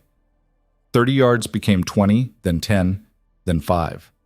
The horses sensed him before he reached them, ears forward, bodies tensing. Ash made a soft clicking sound with his tongue, a universal horse language that spoke of calm and safety.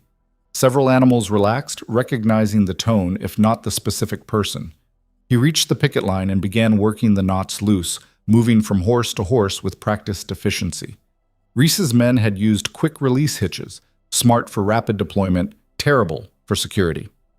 Within 2 minutes, Ash had 8 horses ready to scatter at the slightest provocation. He pulled his Colt, aimed at the ground near the lead horse's feet, and fired. The shot cracked across the night like thunder. The horses exploded into panicked flight, the picket line whipping free as they scattered in every direction. Men shouted, rolling from bedrolls, grabbing for weapons that weren't immediately to hand. Ash was already moving, sprinting back toward May's position as chaos consumed the camp.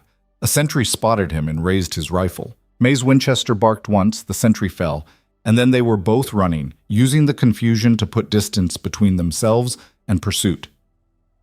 Behind them, Reese's voice cut through the shouting, trying to restore order, organize a response. But organization took time, and time was what Ash and May had just purchased. They reached their cached horses and mounted in a single smooth motion, the animals already moving before their riders were fully seated. North they rode, not toward Helena, but deeper into the territory, using the darkness and their heads start to vanish into the vast emptiness. Pursuit would come. Reese wouldn't let this go unanswered, but Ash had achieved his goal. The enemy was scattered, disorganized, forced to waste hours recovering their mounts before they could give chase. And every hour of delay brought the federal marshals closer. They rode through the night, pushing the horses hard, but not to breaking, balancing speed against endurance. As dawn approached, May finally spoke. "Where are we going?" "Somewhere Kane won't think to look. Somewhere we can disappear until the marshals arrive." "There's nowhere like that. He owns everything. He owns the official places, the towns, the businesses, the law. But this territory's bigger than any one man's influence." Ash glanced at the lightening sky. "Your father's journal mentioned abandoned mining camps, old homesteads that failed, places where people could hide during the territorial wars." "You read the whole journal?" "Every page. Your father was thorough, documented everything, including locations most people have forgotten." Ash patted his saddlebag where the copied documents rode. "One of those places is 15 miles northeast, called Redemption Gulch. Played out 10 years ago, everyone moved on. Perfect for 2 people who need to disappear for a few days." May absorbed this, her exhaustion evident in the slump of her shoulders. "And when the marshals arrive, how will they find us?" "They won't need to. We'll find them." Ash's expression hardened. "But first we're going to make absolutely sure Kane can't talk his way out of this. Can't buy off the right people, can't make the evidence disappear, can't do any of the things that have kept him untouchable this long." "How?" "By making sure everyone in Cold Creek knows exactly what he's done. By the time the marshals arrive, Kane won't just be fighting federal investigators. He'll be fighting his own people, the ones he's been stealing from, threatening, destroying for his own profit." May's eyes widened. "You're going to turn the town against him." "I'm going to give them the truth and let them decide what to do with it. Kane's power is built on fear and ignorance. Take those away, and he's just another con man in an expensive suit." The sun broke over the horizon, painting the grassland gold and crimson. Somewhere behind them, Reese and his men were regrouping, preparing to hunt. Somewhere ahead, federal marshals were reading a desperate telegram and deciding whether to act. And in Cold Creek, Victor Kane was about to learn that empires built on lies collapse the moment someone dares to speak the truth loudly enough for everyone to hear. The game had changed. The hunter was becoming the hunted, and Ash had no intention of showing mercy, redemption. Gulch lived up to its name in the worst possible way. The mining camp had died slowly, buildings collapsing inward like lungs deflating, wooden structures returning to the earth that had refused to yield its promised riches. What remained stood as a monument to broken dreams, shattered windows staring like empty eye sockets, doors hanging from rusted hinges, the skeletal remains of a stamp mill rising against the morning sky like a gallows. Ash and May reached it just as the sun climbed high enough to burn away the last of the night's chill. Their horses were lathered and breathing hard, pushed to the limits of endurance but still standing. They'd need rest, water, and grain if they were going to carry their riders any farther. There, May pointed to a building that looked marginally more intact than its neighbors. The assay office, stone foundation, metal roof. If anything's still weatherproof, it'll be that. They dismounted and led the horses inside through a doorway wide enough to accommodate freight wagons. The interior was dim and musty, filled with the detritus of abandoned enterprise, broken scales, scattered papers yellowed with age, furniture too worthless to salvage when the camp died. But the roof held, the walls stood solid, and most importantly, it offered concealment from anyone searching the area. Ash secured the horses while May collapsed onto a dust-covered bench, her exhaustion finally overwhelming the adrenaline that had carried her through the night. She was asleep within minutes, her rifle cradled in her arms like a child's toy. He let her sleep. They'd earned a few hours of rest, and he needed time to think without the pressure of immediate pursuit. The document sat in his saddlebag, evidence enough to destroy Kane a dozen times over if presented to honest authorities. The problem was ensuring those authorities saw the documents before Kane could eliminate the witnesses. May's telegraph had bought them federal attention, but attention without protection meant very little. Ash pulled out the coded ledger he'd taken from Kane's office and studied it more carefully. In daylight, with time to focus, patterns emerged. The abbreviations resolved into names: judges, sheriffs, businessmen, politicians. The amounts corresponded to bribes, payoffs, percentages of fraudulent land deals. It was a complete map of corruption stretching from Cold Creek to the territorial capital. But one entry stood out, repeated monthly with disturbing regularity. J.M. Special consultation, $500. J.M. Judge Morrison, the man who'd signed the foreclosure order against the Briggs ranch. $500 a month was more than most men earned in a year. Whatever Morrison was doing for Kane, it went far beyond simply ruling in his favor occasionally. Ash flipped through the other documents until he found correspondence between Kane and Morrison. The language was careful, coded, but the meaning was clear. Morrison wasn't just a corrupt judge. He was Kane's partner, helping structure the legal framework that made land theft look legitimate, which meant Morrison had as much to lose as Kane when the federal marshals arrived, and desperate men made mistakes. Ash was still studying the documents when May woke 3 hours later. She sat up slowly, disoriented. Then memory crashed back and she reached for her rifle before recognizing where she was. "Easy," Ash said. "Still just us." May relaxed fractionally, rubbing sleep from her eyes. "How long was I out?" 3 hours. You needed it. We both did. She noticed he'd remained awake and frowned. "When's the last time you slept?" "I'll sleep when this is over." "You'll be useless if you collapse from exhaustion." "I've gone longer on less. I'm fine." Ash gestured to the documents. "Found something interesting?" "Judge Morrison's been taking $500 a month from Kane. That's more than bribe money. That's partnership money." May moved to look over his shoulder, scanning the entries. Her expression darkened as she recognized other names. "Half the territorial government is on his payroll." "Not half. Maybe a third. But the right third. The ones who control land claims, mineral rights, law enforcement. Kane didn't buy everyone, just the people who mattered. So even with federal marshals coming, he might be able to make this disappear. Not if we move first." Ash began organizing the documents into specific stacks. Morrison's the weak link. He's got the most to lose and the least loyalty to Kane. If we can get to him before Kane does, we can flip him, get him to testify in exchange for leniency. Morrison won't talk. He's been taking Kane's money for years. He'll talk when he understands the alternative is hanging. Ash tapped the correspondence. Morrison helped cover up the federal investigator's murder. That makes him an accessory. Judges don't get special treatment for capital crimes. May absorbed this, her strategic mind already working through the implications. You want to use Morrison against Kane, but I want to give Morrison a choice. Cooperate and maybe survive with his life, or stay loyal and hang alongside his partner. Most men choose survival when the stakes get that high. And how do we get to Morrison? He's probably locked in his house with Kane's men guarding him, waiting for this to blow over. Ash smiled without warmth. Then we make it impossible for it to blow over. We go to Cold Creek, and we tell everyone exactly what Kane's done. Make it public, make it loud, make it impossible to ignore or cover up. That's suicide. The moment we show our faces in town, Kane's men will kill us. Not if everyone's watching. Kane's power relies on operating in shadows, making people disappear quietly. Put him in the spotlight, force him to act in public, and he loses his advantage. Ash stood, pacing the dusty room as the plan solidified. We ride into Cold Creek at noon tomorrow, when the streets are full. We go straight to the town square and we read these documents out loud for everyone to hear. Names, amounts, crimes, everything. They'll arrest us. Sheriff Dawes works for Kane. Let him try. The moment he moves against us in public, in front of witnesses with federal marshals on their way, he implicates himself. And if he doesn't move against us, Kane's secrets become public knowledge and his empire starts collapsing. May was silent for a long moment, testing the plan for weaknesses, searching for fatal flaws. It's insane. It's the only play we have.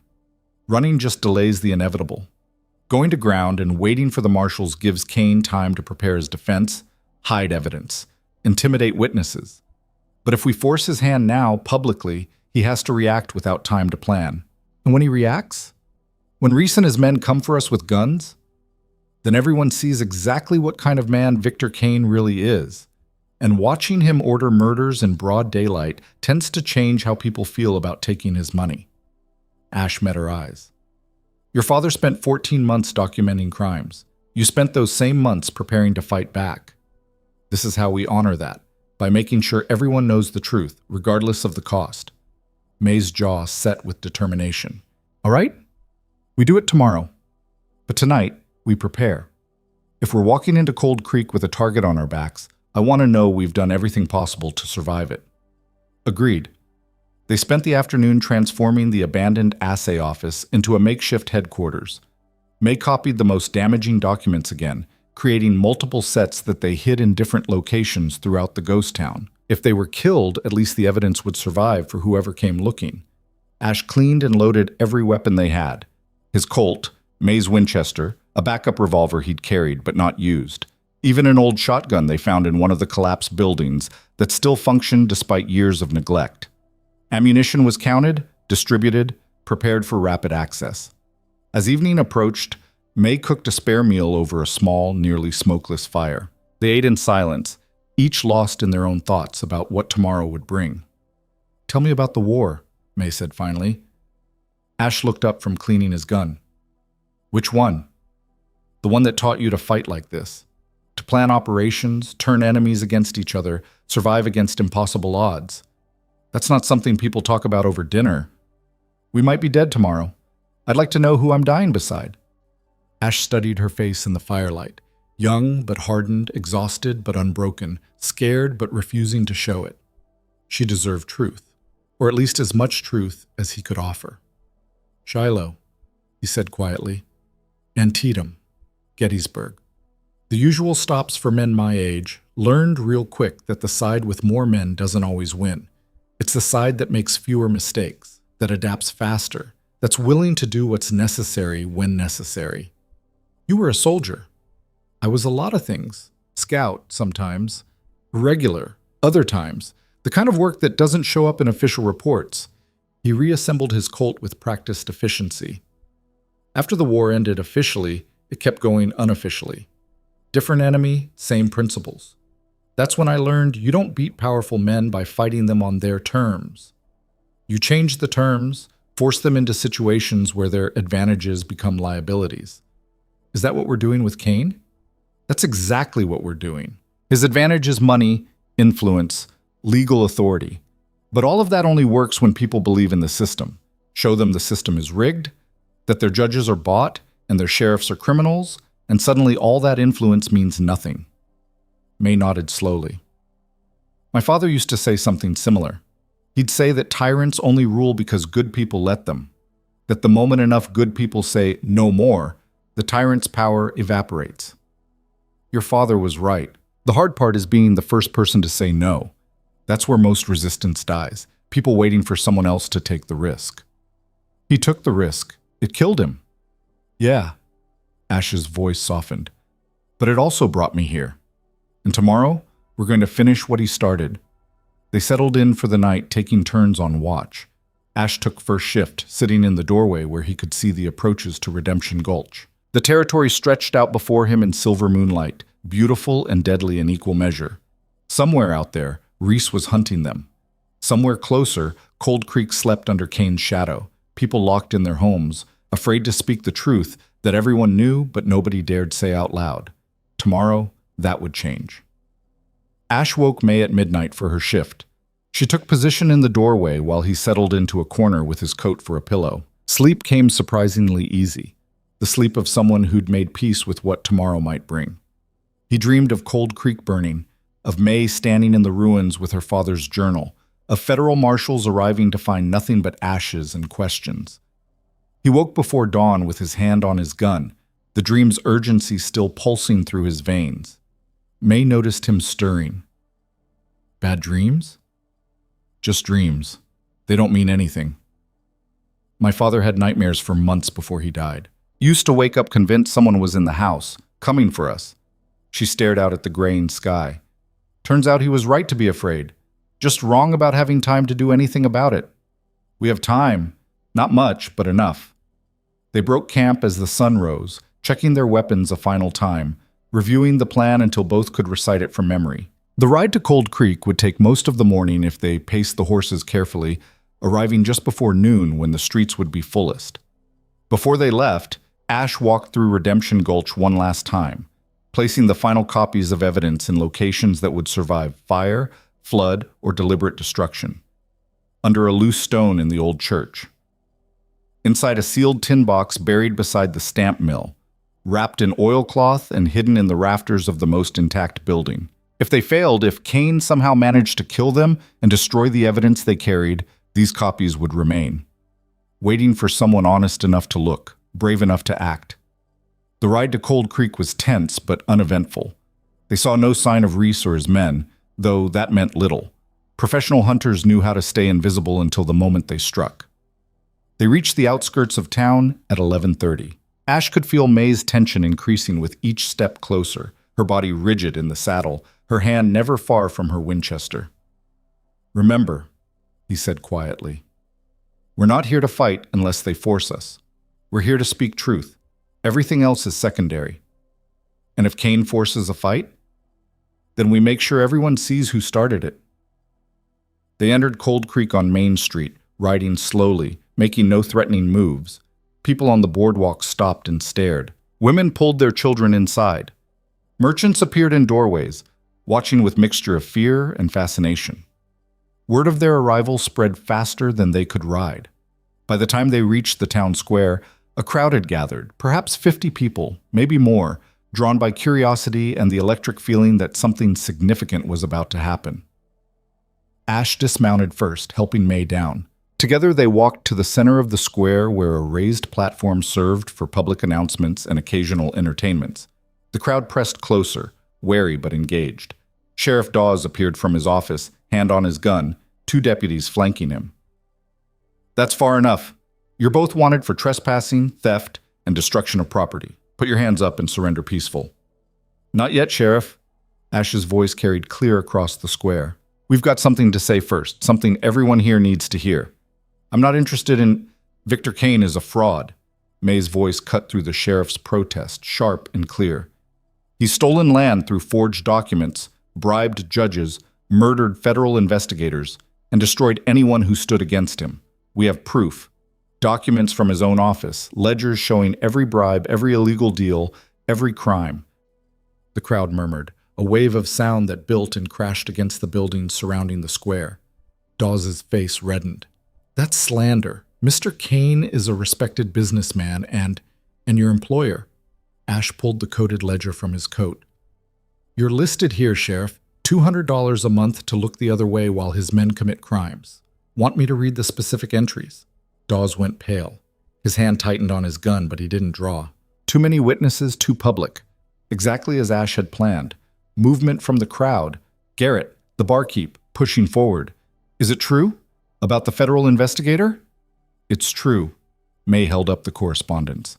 Victor Kane had him killed to prevent an investigation into illegal mining claims. The man responsible, Reese, currently works as Kane's head of security. It's all documented here, in Kane's own handwriting. More murmurs, louder now, angry. Ash saw the crowd's mood shifting, the careful neutrality beginning to crack. These people had lived under Kane's shadow for too long, had seen too many friends and neighbors destroyed, had swallowed too many injustices in the name of peace. They were ready to hear the truth. Finally. You got no right to make accusations like that. Dawes' voice cracked with desperation. Mr. Kane is here. The crowd parted like water. Victor Kane walked through the gap, immaculate in his tailored suit, silver hair gleaming in the noon sun. He moved with absolute confidence, a man walking onto his own property to address unwelcome guests. 4 men flanked him, enforcers, all armed, all watching Ash and May with the focused intensity of predators sizing up prey. Reese was among them, his scarred face twisted in satisfaction. Kane stopped 10 feet from the platform, hands clasped behind his back, the picture of civilized authority confronting barbarism. Miss Briggs, he said, his voice smooth as expensive whiskey. I'm disappointed. I offered you fair value for your father's failed ranch, offered you a chance to leave with dignity. Instead, you chose theft and slander. I chose truth. May's voice didn't waver. Something you wouldn't recognize if it burned down your house. Kane's smile never faltered, but something cold flickered behind his eyes. The ravings of a desperate woman who can't accept that her family's time has passed. Your father was a failure, your ranch is bankrupt, and now you're resorting to wild accusations to avoid facing reality. These aren't accusations. Ash held up the documents. These are facts, taken from your own files. Every bribe you've paid, every deed you've forged, every crime you've committed. It's all here, Mr. Kane, written in your own hand. For the first time, Kane's composure cracked, his eyes fixed on the documents, recognition dawning. Those are private property. You broke into my office. I recovered evidence of federal crimes. There's a difference. Ash turned to address the crowd. Victor Kane has built his empire on theft and murder. He's stolen land from honest families, bribed your judges and sheriffs, killed anyone who threatened to expose him. The federal marshals are already on their way. These documents will end him. The only question is whether you're willing to stand with us and reclaim your town, or whether you'll keep pretending you don't see what's happening. Silence fell across the square, heavy with possibility. Garrett stepped forward first. I'll testify. I've seen Kane's men threaten people, seen the bribes passed, seen what happens to anyone who speaks up. If the marshals are really coming, I'll tell them everything. Me too. An old woman Ash recognized from his first day in town. They burned my son's store when he refused to sell to Kane's development company. Called it an accident. Everyone knew better. More voices joined, a chorus of suppressed grievances finally finding expression. The crowd's mood shifted from cautious interest to active anger, years of resentment boiling over. Kane saw it happening, saw control slipping away. His hand moved in a subtle signal. Reese and the other enforcers drew their guns. Everyone shut up. Reese's voice cut through the rising noise. First person moves, we start shooting. The crowd froze. The moment balanced on a knife's edge, violence or retreat, bloodshed or surrender. Ash didn't move his hands toward his gun, didn't make any threatening gesture. He simply stood there, calm and steady, staring at Kane with absolute certainty. You're finished, he said quietly. You can shoot us, shoot everyone in this square, but it won't change what's coming. The marshals have already been contacted. The evidence exists in multiple locations. You can't kill your way out of this. Kane's mask of civility shattered completely. I've killed my way out of worse. You think I'm afraid of some backwoods marshals and a few pieces of paper? I own this territory. I own these people. And I sure as hell own you. He nodded to Reese. Reese raised his gun, aiming directly at Ash's head. The shot that rang out didn't come from Reese's weapon.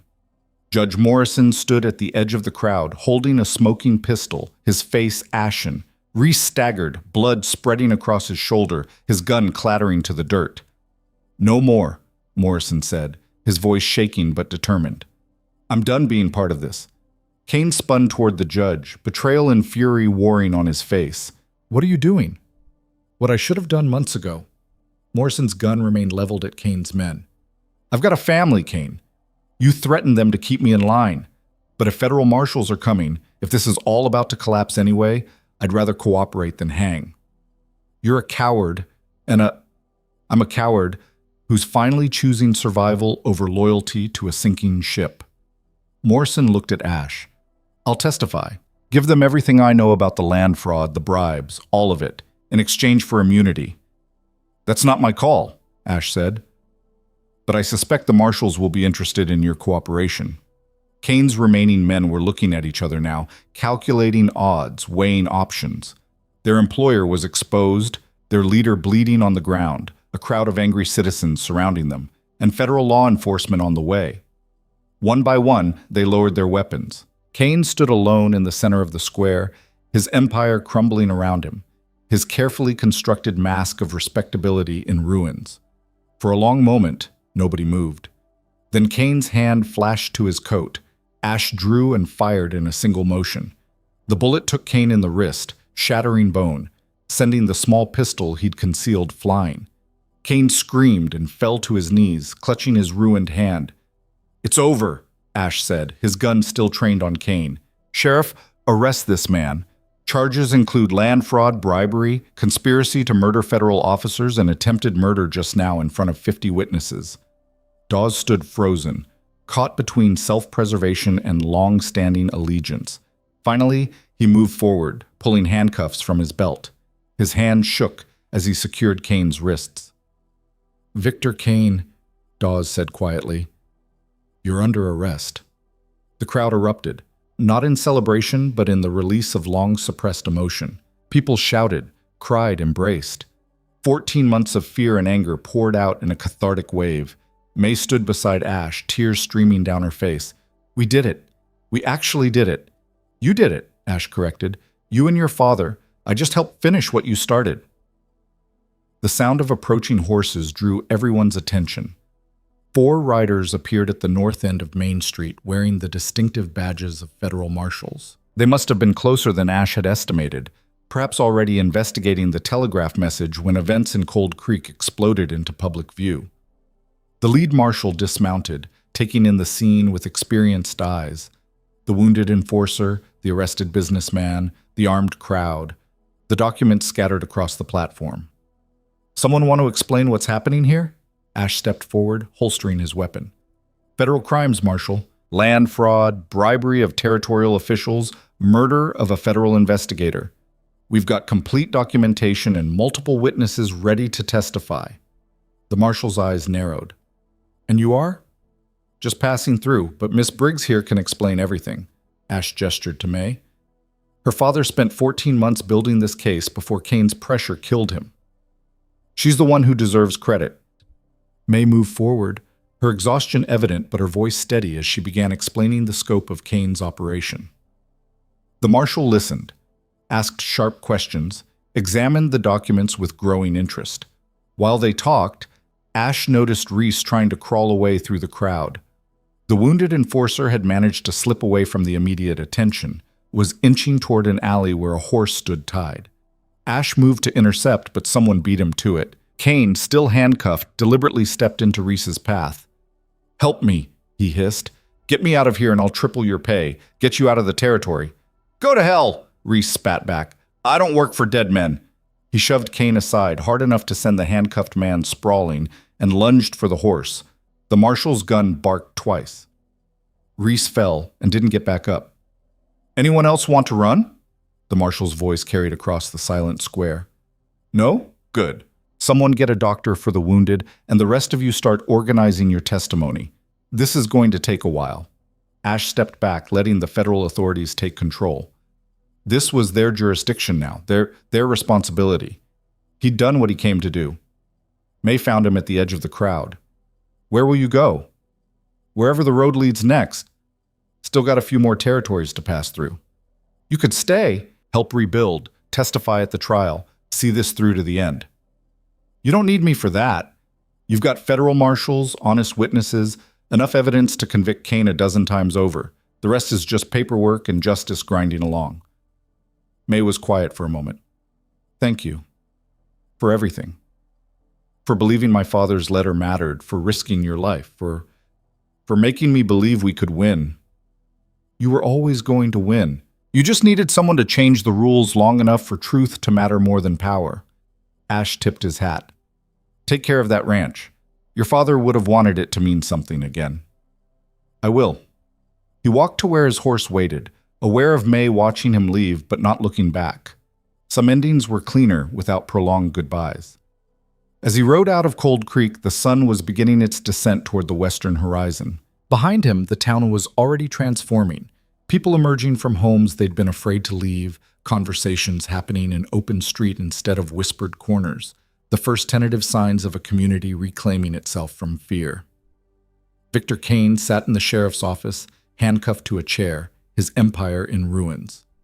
Judge Morrison was giving detailed testimony to the marshals, buying his survival with betrayal. And May Briggs stood in the town square, holding documents that proved truth could still defeat corruption if someone was brave enough to speak it aloud. Ash had kept his promise to a dead man's letter. The rest would take care of itself. The territory stretched before him, vast and unknowable, full of other towns where other tyrants ruled and other victims waited for someone to change the odds. He'd find them eventually, or they'd find him. That was the thing about justice in hard country. It didn't announce itself with trumpets and proclamations. It came quiet and necessary, in the form of someone willing to stand when everyone else had learned to kneel. And then it moved on, leaving behind only the space where fear used to be. The town breathed differently now.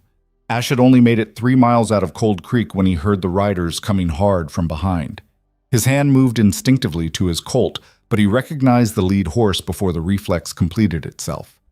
May, riding like the devil himself, was chasing her, with 2 of the federal marshals flanking her at a respectful distance. He reined in and waited. May pulled up beside him, her horse blowing hard. You need to come back. No, the marshals have everything they need. I'd just be in the way. Kane's asking for you specifically. Won't talk to anyone else. May's expression was grim. Says he's got information about crimes beyond what we documented. Bigger operations, other territories, but he'll only deal if you're in the room.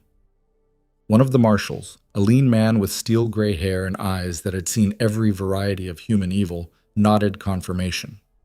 Name's Marshal Hendricks. Kane's playing games, trying to negotiate, but my gut says he actually knows something worth hearing. Question is whether he's desperate enough to trade it honestly. Ash looked back toward Cold Creek, visible as a smudge on the horizon. Every instinct told him to keep riding, let the law handle what came next. Getting involved in Kane's endgame was asking for complications he didn't need.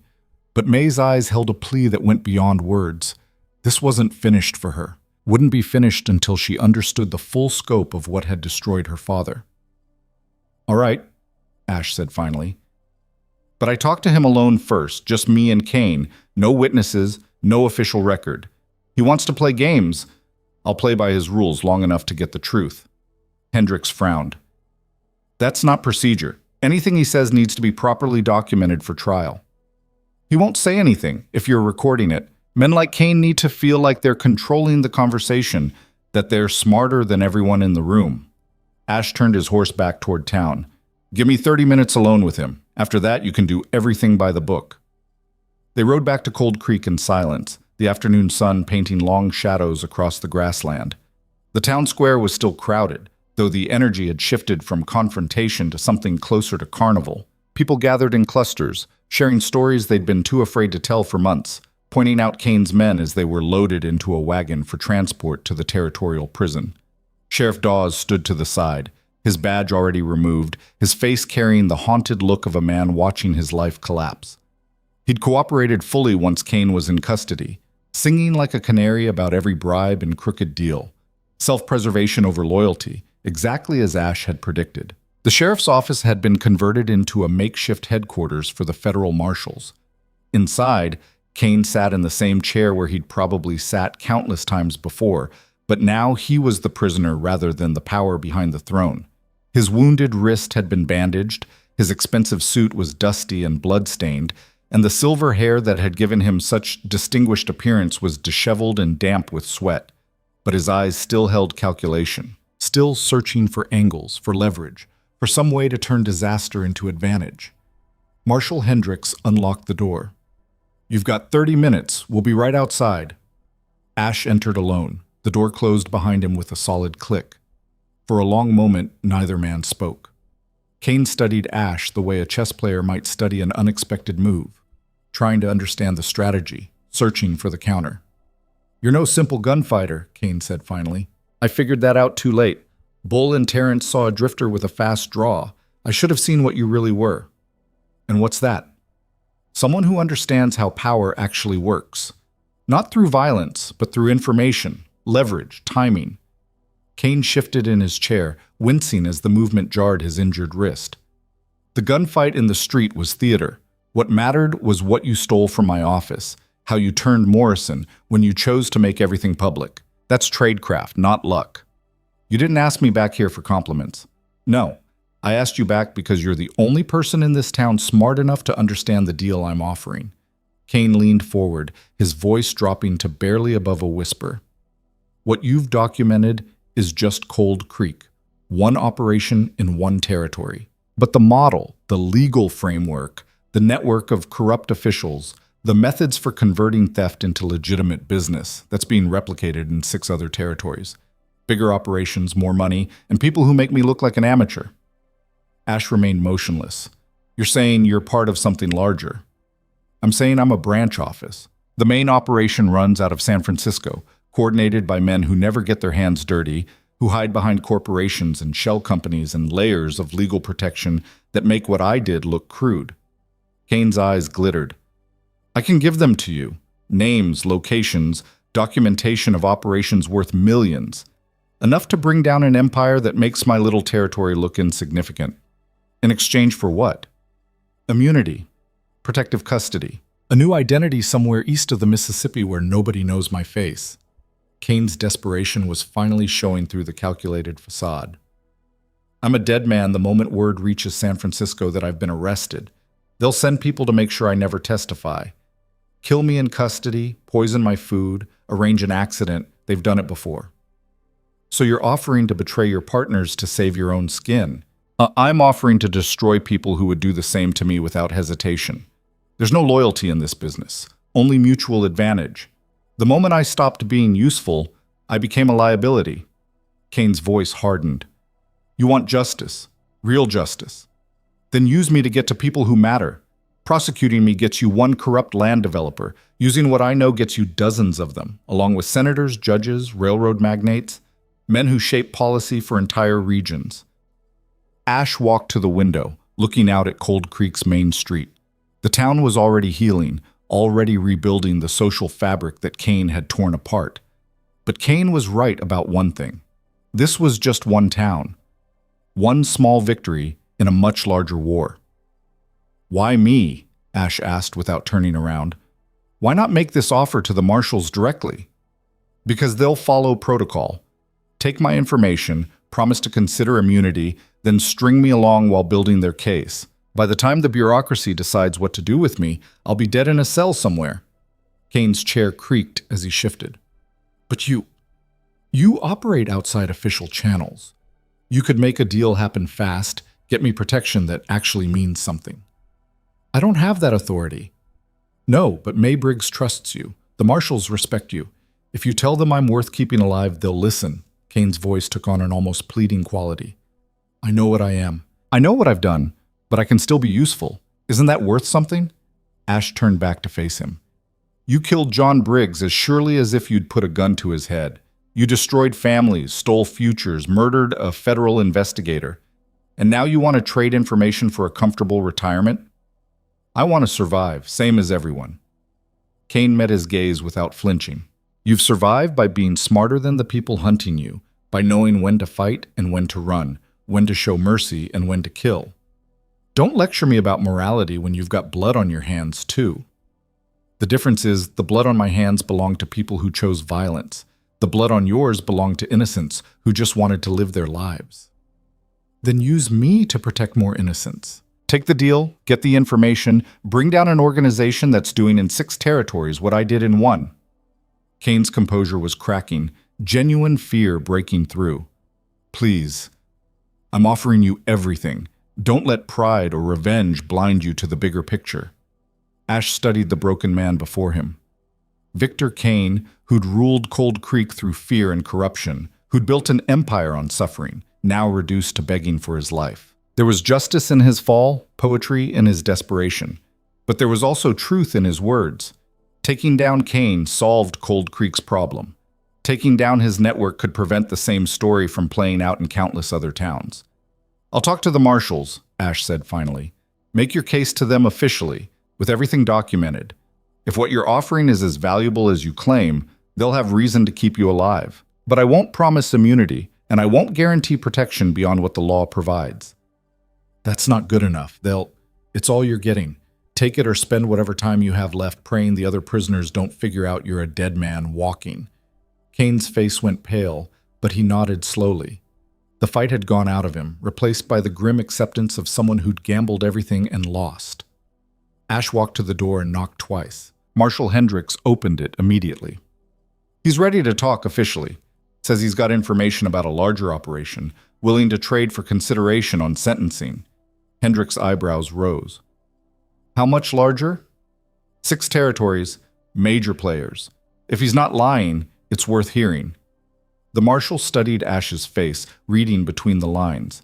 But you don't trust him. I don't trust anyone who'd betray their partners to save themselves. But that doesn't mean his information isn't valuable. Ash stepped out of the cell. He's all yours, Marshal. Do with him what you think best. May was waiting outside with the other marshals. She searched Ash's face for answers to questions she hadn't yet formed. It's bigger than we thought, Ash told her quietly. Kane was part of an organized operation stretching across multiple territories. He's willing to expose it to save himself. Do you believe him? I believe he's desperate enough to trade anything for survival. Whether what he's trading is worth the price, that's for the marshals to determine. May absorbed this, her expression hardening. My father's dead. Our ranch is ashes. Cold Creek spent 14 months living in fear. And now Kane might walk away because he's got information worth more than justice? No one's walking away. Best case, he spends years in protective custody being squeezed for every scrap of information he has, then lives out whatever's left of his life in some anonymous town under a false name, always looking over his shoulder. Ash's voice was cold. That's not freedom. That's just a different kind of prison. It's not enough. Maybe not. But it might prevent the same thing from happening to other towns, other families. Isn't that worth something? May was silent for a long time, wrestling with the bitter mathematics of justice. Finally, she nodded. My father would have said yes. He'd have wanted the information used to help others, even if it meant Kane didn't get what he deserved. Your father was a better person than me then. Maybe. Or maybe you're just more honest about how the world actually works. They were interrupted by activity from inside the sheriff's office. Raised voices, the sound of furniture scraping, then silence. The door burst open and Marshal Hendricks emerged, his face grim. Get a doctor. Now. Ash pushed past him into the cell. Kane lay on the floor, convulsing, foam flecking his lips. The water glass on the table was overturned, a faint bitter almond smell hanging in the air. Poison, Ash said flatly. Cyanide, probably. May stared in horror. But how? He's been in custody since Dawes locked him up. Ash's mind was already working through the sequence. Dawes had access, opportunity, and every reason to make sure Kane never testified about who else was on the payroll. Marshal Hendricks was already shouting orders, marshals scattering to find the former sheriff. But Ash knew they wouldn't find him. Men like Dawes understood that the moment their usefulness ended, they became liabilities. He was probably already miles away, riding hard for whatever bolt hole he'd prepared for exactly this contingency. A doctor arrived within minutes, but there was nothing to be done. Kane died as the sun touched the western horizon, taking with him whatever information he'd been willing to trade. His last words were incoherent, his final expression one of betrayal, killed not by his enemies, but by someone on his own payroll who decided dead men were safer than talking ones. Marshal Hendricks stood over the body, his jaw tight with frustration. We've got enough to prosecute the local operation, but anything beyond Cold Creek just became a lot harder to prove. You've got Morrison, Ash pointed out. He knows some of it, and Kane's records document connections even if they don't spell out the full structure. It's something, but it's not the clean takedown I was hoping for. Hendricks turned to May. I'm sorry, Miss Briggs. I know you wanted to see him stand trial, answer for what he did to your father. He answered, May said quietly, just not the way any of us expected. The marshals organized a manhunt for Dawes, coordinating with neighboring territories, putting out notices to every railroad station and telegraph office. But Ash suspected they'd never find him. The former sheriff had probably been preparing his escape for months, squirreling away money and building an exit strategy in case Kane's empire collapsed. In a way, Dawes had played the same game Kane had tried, trading loyalty for survival. He'd just played it better. As night fell over Cold Creek, the town gathered in the square for an impromptu meeting.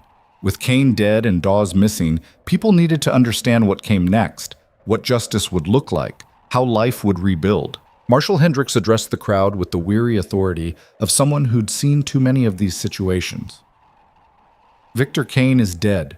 His assets will be seized and distributed to pay restitution to his victims. The federal government will be conducting a full investigation into his operations, and we'll need testimony from everyone who suffered under his organization. What about our land? Someone called out. The deeds he stole, the claims he filed, are those void now? The courts will need to sort that out, but any transaction based on fraud or forged documents will be reversed. It'll take time, but you'll get your property back. Hendricks paused, then added, I know that's not immediate comfort. I know many of you have lost months or years of work, but the law is going to make this right, even if it's slower than you'd like. And what about protection? Garrett spoke up from the crowd. Kane's organization extended beyond Cold Creek. What's to stop his partners from coming after us for causing problems? That's why we're here. Federal presence in this territory is being increased. We'll have marshals stationed permanently until we're confident the threat is past. Hendricks looked across the gathered faces. I won't lie to you. This isn't over. But you've taken the hardest step by standing up and speaking truth. The rest is just following through. May stepped forward, her voice carrying clear across the square. My father died fighting Victor Kane. He spent 14 months documenting crimes, gathering evidence, trying to find someone who would listen. Tonight, I want everyone to know he didn't die for nothing. What happened here today, what we exposed, what we stopped, that's his legacy. And it's a legacy this town should be proud of. The crowd responded with subdued agreement, not quite celebration, but something deeper. The recognition that they'd reclaimed something essential that had been stolen from them. Ash watched from the edges, understanding that this moment belonged to Cold Creek's people, not to him. He'd been the catalyst, the instrument of change. But the courage had come from John Briggs, from May, from Garrett and Morrison, and everyone else who'd chosen to stop being afraid. The meeting broke up slowly, people reluctant to end this moment of community solidarity, afraid that dispersing would somehow make them vulnerable again. But eventually, the square emptied, families returning to homes that felt safer than they had in months. May found Ash preparing his horse for departure. You're leaving tonight? No reason to stay longer. The marshals have everything under control. They have the situation under control. But Cold Creek has something else that needs attention. May gestured toward the north, where the remains of the Briggs ranch lay in ashes. I can't rebuild alone. The ranch is too big, too damaged. I need help, and I need someone I can trust. You've got this whole town willing to help you rebuild. I've got a town that's grateful and sympathetic. That's not the same as having a partner who understands how hard the work ahead will be. May met his eyes steadily. Stay, at least until the ranch is back on its feet. After that, if you want to keep drifting, I won't stop you." Ash considered the offer, weighing it against the restlessness that had driven him from place to place for more years than he cared to count. The ranch would take months to rebuild, maybe longer. That was a lot of time to stay in one place, a lot of days without the road beneath him. But it was also a lot of days with purpose, with honest work, with people who'd proven they could stand when it mattered. "I'll stay through spring," he said finally. "Help get the structures rebuilt, the herd restocked, the operation functional. After that, we see where things stand." May's smile was tired but genuine. "That's all I'm asking." They rode out to the ranch together the next morning, accompanied by a dozen volunteers from town. The damage was extensive. The house was a charred shell, the barn partially collapsed, fences torn down or burned. But the land itself remained, and the spring that had provided water for 3 generations still flowed clear and cold. Garrett arrived with a wagon full of lumber donated by merchants eager to demonstrate their independence from Kane's economic stranglehold. The old woman who'd spoken up in the square brought food and blankets.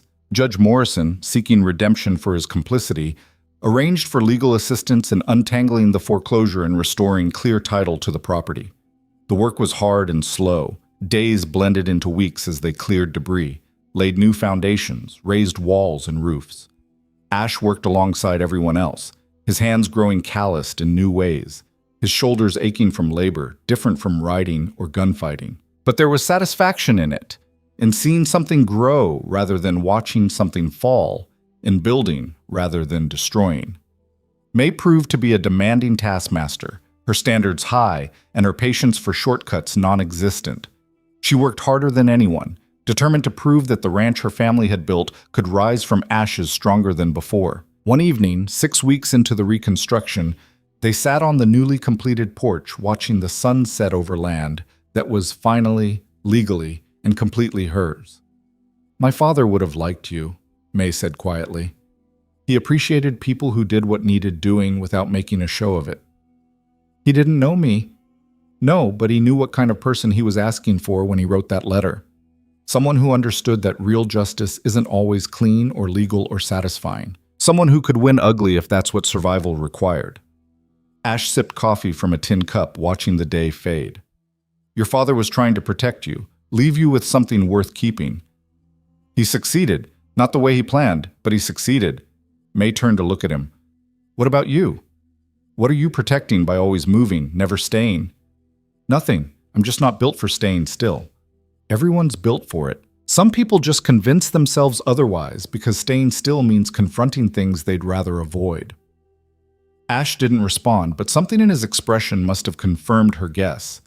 "Whatever you're running from," May continued, "it'll still be there when you leave in spring.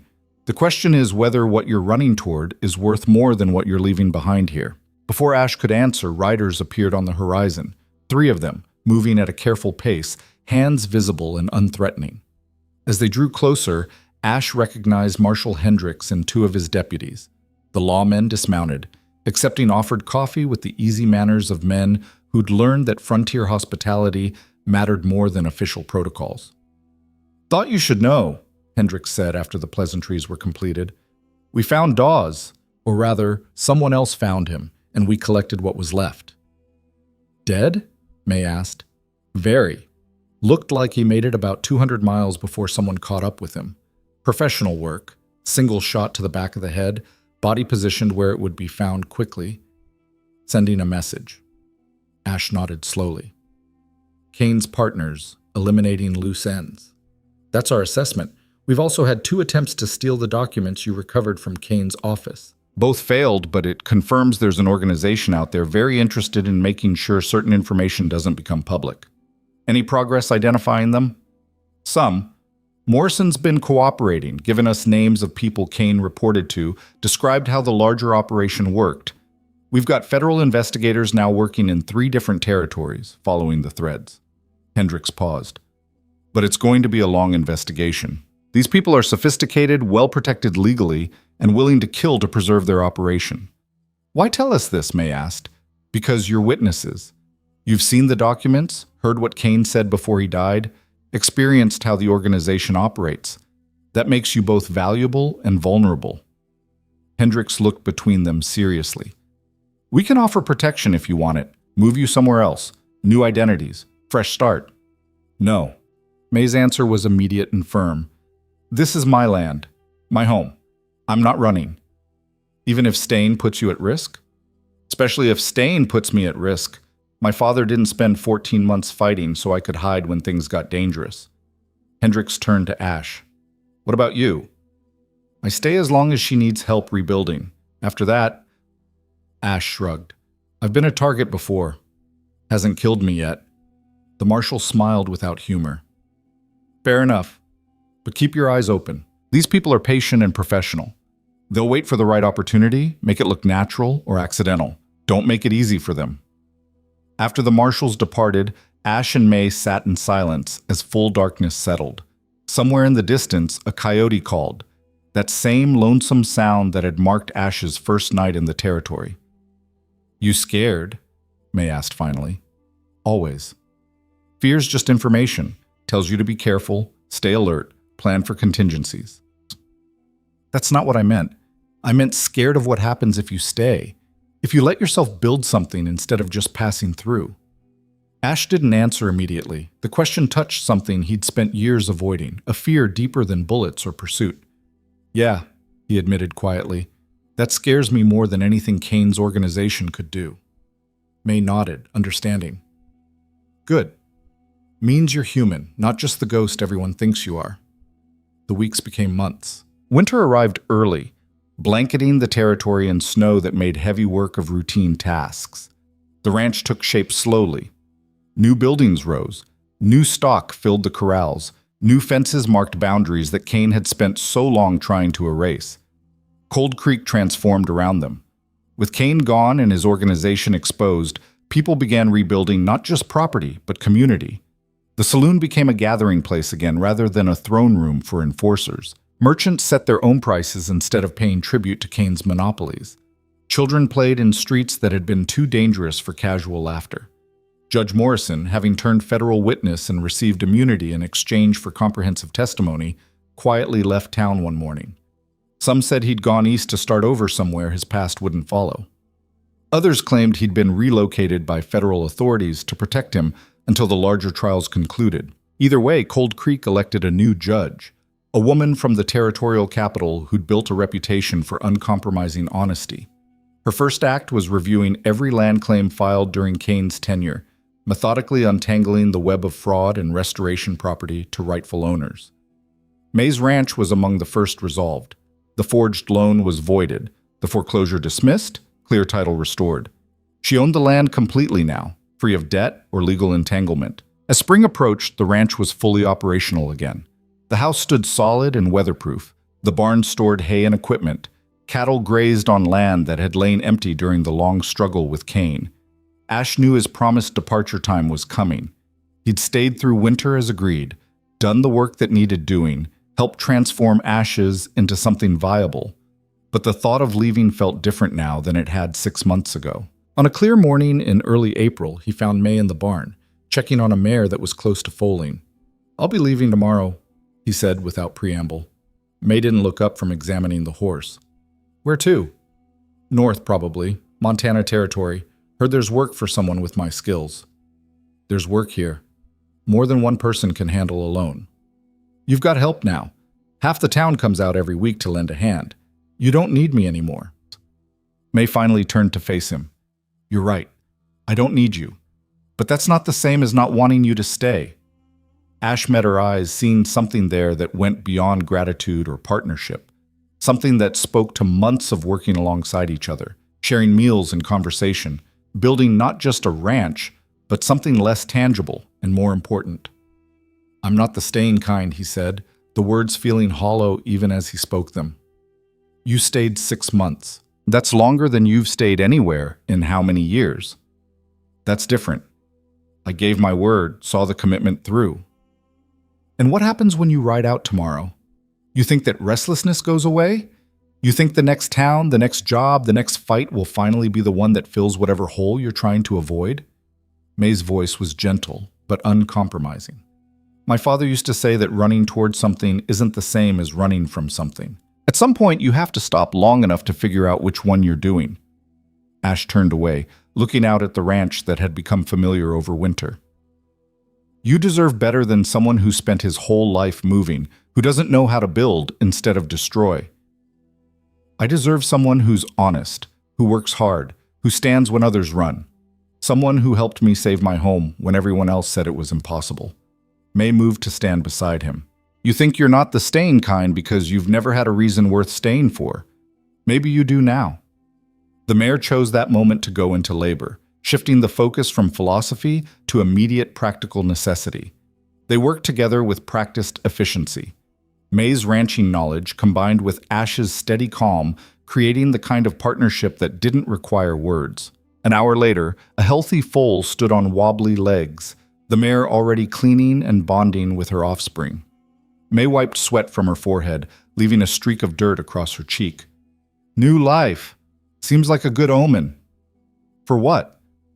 For whatever comes next. She looked at him directly. Stay. Not because you promised, not because I need help, but because you want to. Help me build this into something that matters, something that proves my father was right to fight. Ash studied her face. Exhausted, dirty, more beautiful in that moment than any woman he'd ever known. And he realized the truth he'd been avoiding for months. He was tired of running, tired of nameless towns and temporary shelters, of living like a ghost passing through other people's stories. For the first time in longer than he could remember, he wanted to stay. Wanted to build instead of destroy, plant instead of burn, live instead of just survive. All right, he said quietly. I'll stay. May's smile transformed her face, wiping away the exhaustion and worry. Yeah? Yeah. But I'm not good at this. At staying, at building a life, at any of it. Then you'll learn, same as everyone else. She held out her hand. Partners? Ash took her hand, feeling the calluses that matched his own, understanding that this was a commitment deeper and more frightening than any gunfight he'd faced. Partners. The seasons turned as they always did, indifferent to human struggles and victories. Summer brought good weather and better harvests. Fall saw the first cattle drive from the rebuilt Briggs ranch, selling stock at fair prices to buyers who no longer feared Kane's monopoly. Cold Creek prospered in ways the town had almost forgotten were possible. New businesses opened, families moved in, seeking opportunity rather than fleeing oppression, and slowly the shadow of Victor Kane's 14-month reign faded into cautionary history. The federal investigation into Kane's larger organization continued for years, resulting in dozens of arrests and exposing corruption that reached from territorial politics to national railroad companies. May and Ash testified at multiple trials, their evidence and witness accounts helping to dismantle an empire built on fraud and violence. Judge Morrison, protected in witness custody, provided the detailed testimony that connected the pieces. He'd never returned to Cold Creek, never reclaimed the respectability he'd sold for Kane's money, but he'd helped ensure that others wouldn't fall into the same trap. The ranch grew and prospered. Ash proved surprisingly adept at the business side of ranching, applying the same strategic thinking he'd used for survival to questions of breeding programs, market timing, and territorial expansion. May provided the operational expertise and deep knowledge of the land, their partnership creating something stronger than either could have built alone. On a spring morning, 3 years after Ash had first ridden into Cold Creek, he stood on the porch of the ranch house, rebuilt and expanded to accommodate a growing operation, and watched the sun rise over land that had become home in ways he'd never expected. May joined him, carrying 2 cups of coffee, settling into the comfortable silence they'd developed over years of working together. Thinking about leaving? She asked, though her tone suggested she already knew the answer. Thinking about staying, Ash corrected, still surprises me sometimes. That you stayed or that it worked out? Both. May smiled. My father would have liked knowing his fight meant something, that it didn't just save our ranch, but changed everything. He'd be proud of what you've built here. What we've built, May corrected. I couldn't have done this alone. They sat in peaceful silence as the territory woke around them. Somewhere in the distance, cattle lowed as ranch hands began the morning routine. Closer, the sounds of hammering came from the new barn they were building to accommodate an expanding operation. Life continued, unspectacular but honest, each day building on the one before. That evening, as the sun set in brilliant shades of amber and crimson, a rider appeared on the horizon. Ash's hand moved instinctively toward his gun. Old reflexes died hard, but he recognized the federal marshal's bearing before any threat materialized. Marshal Hendricks dismounted, older and grayer than when they'd first met, but still carrying the weary authority of someone who'd spent years fighting corruption in places where corruption was the default. "Wanted to give you the news in person," he said, after accepting offered coffee. The last of Kane's organization was dismantled yesterday. Final arrests made in San Francisco. 3 territorial governors, 2 federal judges, and a senator among those charged. It's done. Took long enough, May observed. These things always do. But the investigation was thorough. We didn't just arrest people, we dismantled the entire framework they used to operate, changed laws, implemented new oversight, made it harder for the next Victor Kane to build the same kind of empire. Hendricks paused. Your testimony was crucial. Both of you. The documents you recovered, the evidence you preserved, that was the foundation everything else built on. We just did what needed doing, Ash said. Most people don't. Most people look away, tell themselves it's not their problem, hope someone else will take the risk. The marshal finished his coffee. Cold Creek was lucky you rode through when you did. Cold Creek was lucky John Briggs fought when he did. I just helped finish it. Hendricks nodded, understanding. Either way, it's finished now. You can stop looking over your shoulder.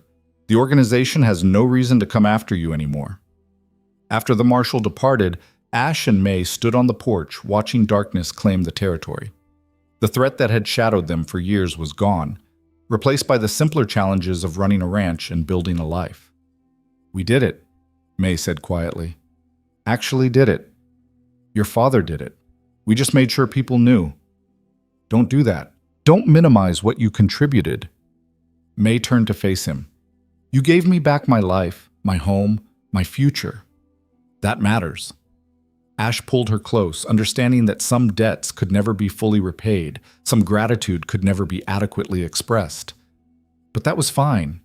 They had time now. Years of it, stretching ahead like the territory itself, vast and unknowable and full of possibility. The ranch prospered, the territory grew, and 2 people who'd been brought together by violence and necessity learned that the strongest foundations were often built on the hardest ground. Years later, when people told the story of how Cold Creek was freed from Victor Kane's grip, the details varied. Some claimed it was the federal marshals who'd saved the town.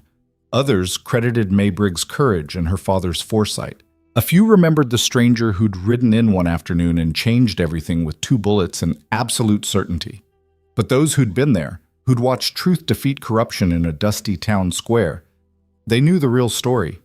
They knew about 14 months of quiet resistance, about documents copied by lamplight, about a woman who'd refused to surrender her heritage, and about a man who'd understood that sometimes justice required breaking the rules designed to prevent it. They knew that empires built on fear only stood as long as people were willing to be afraid.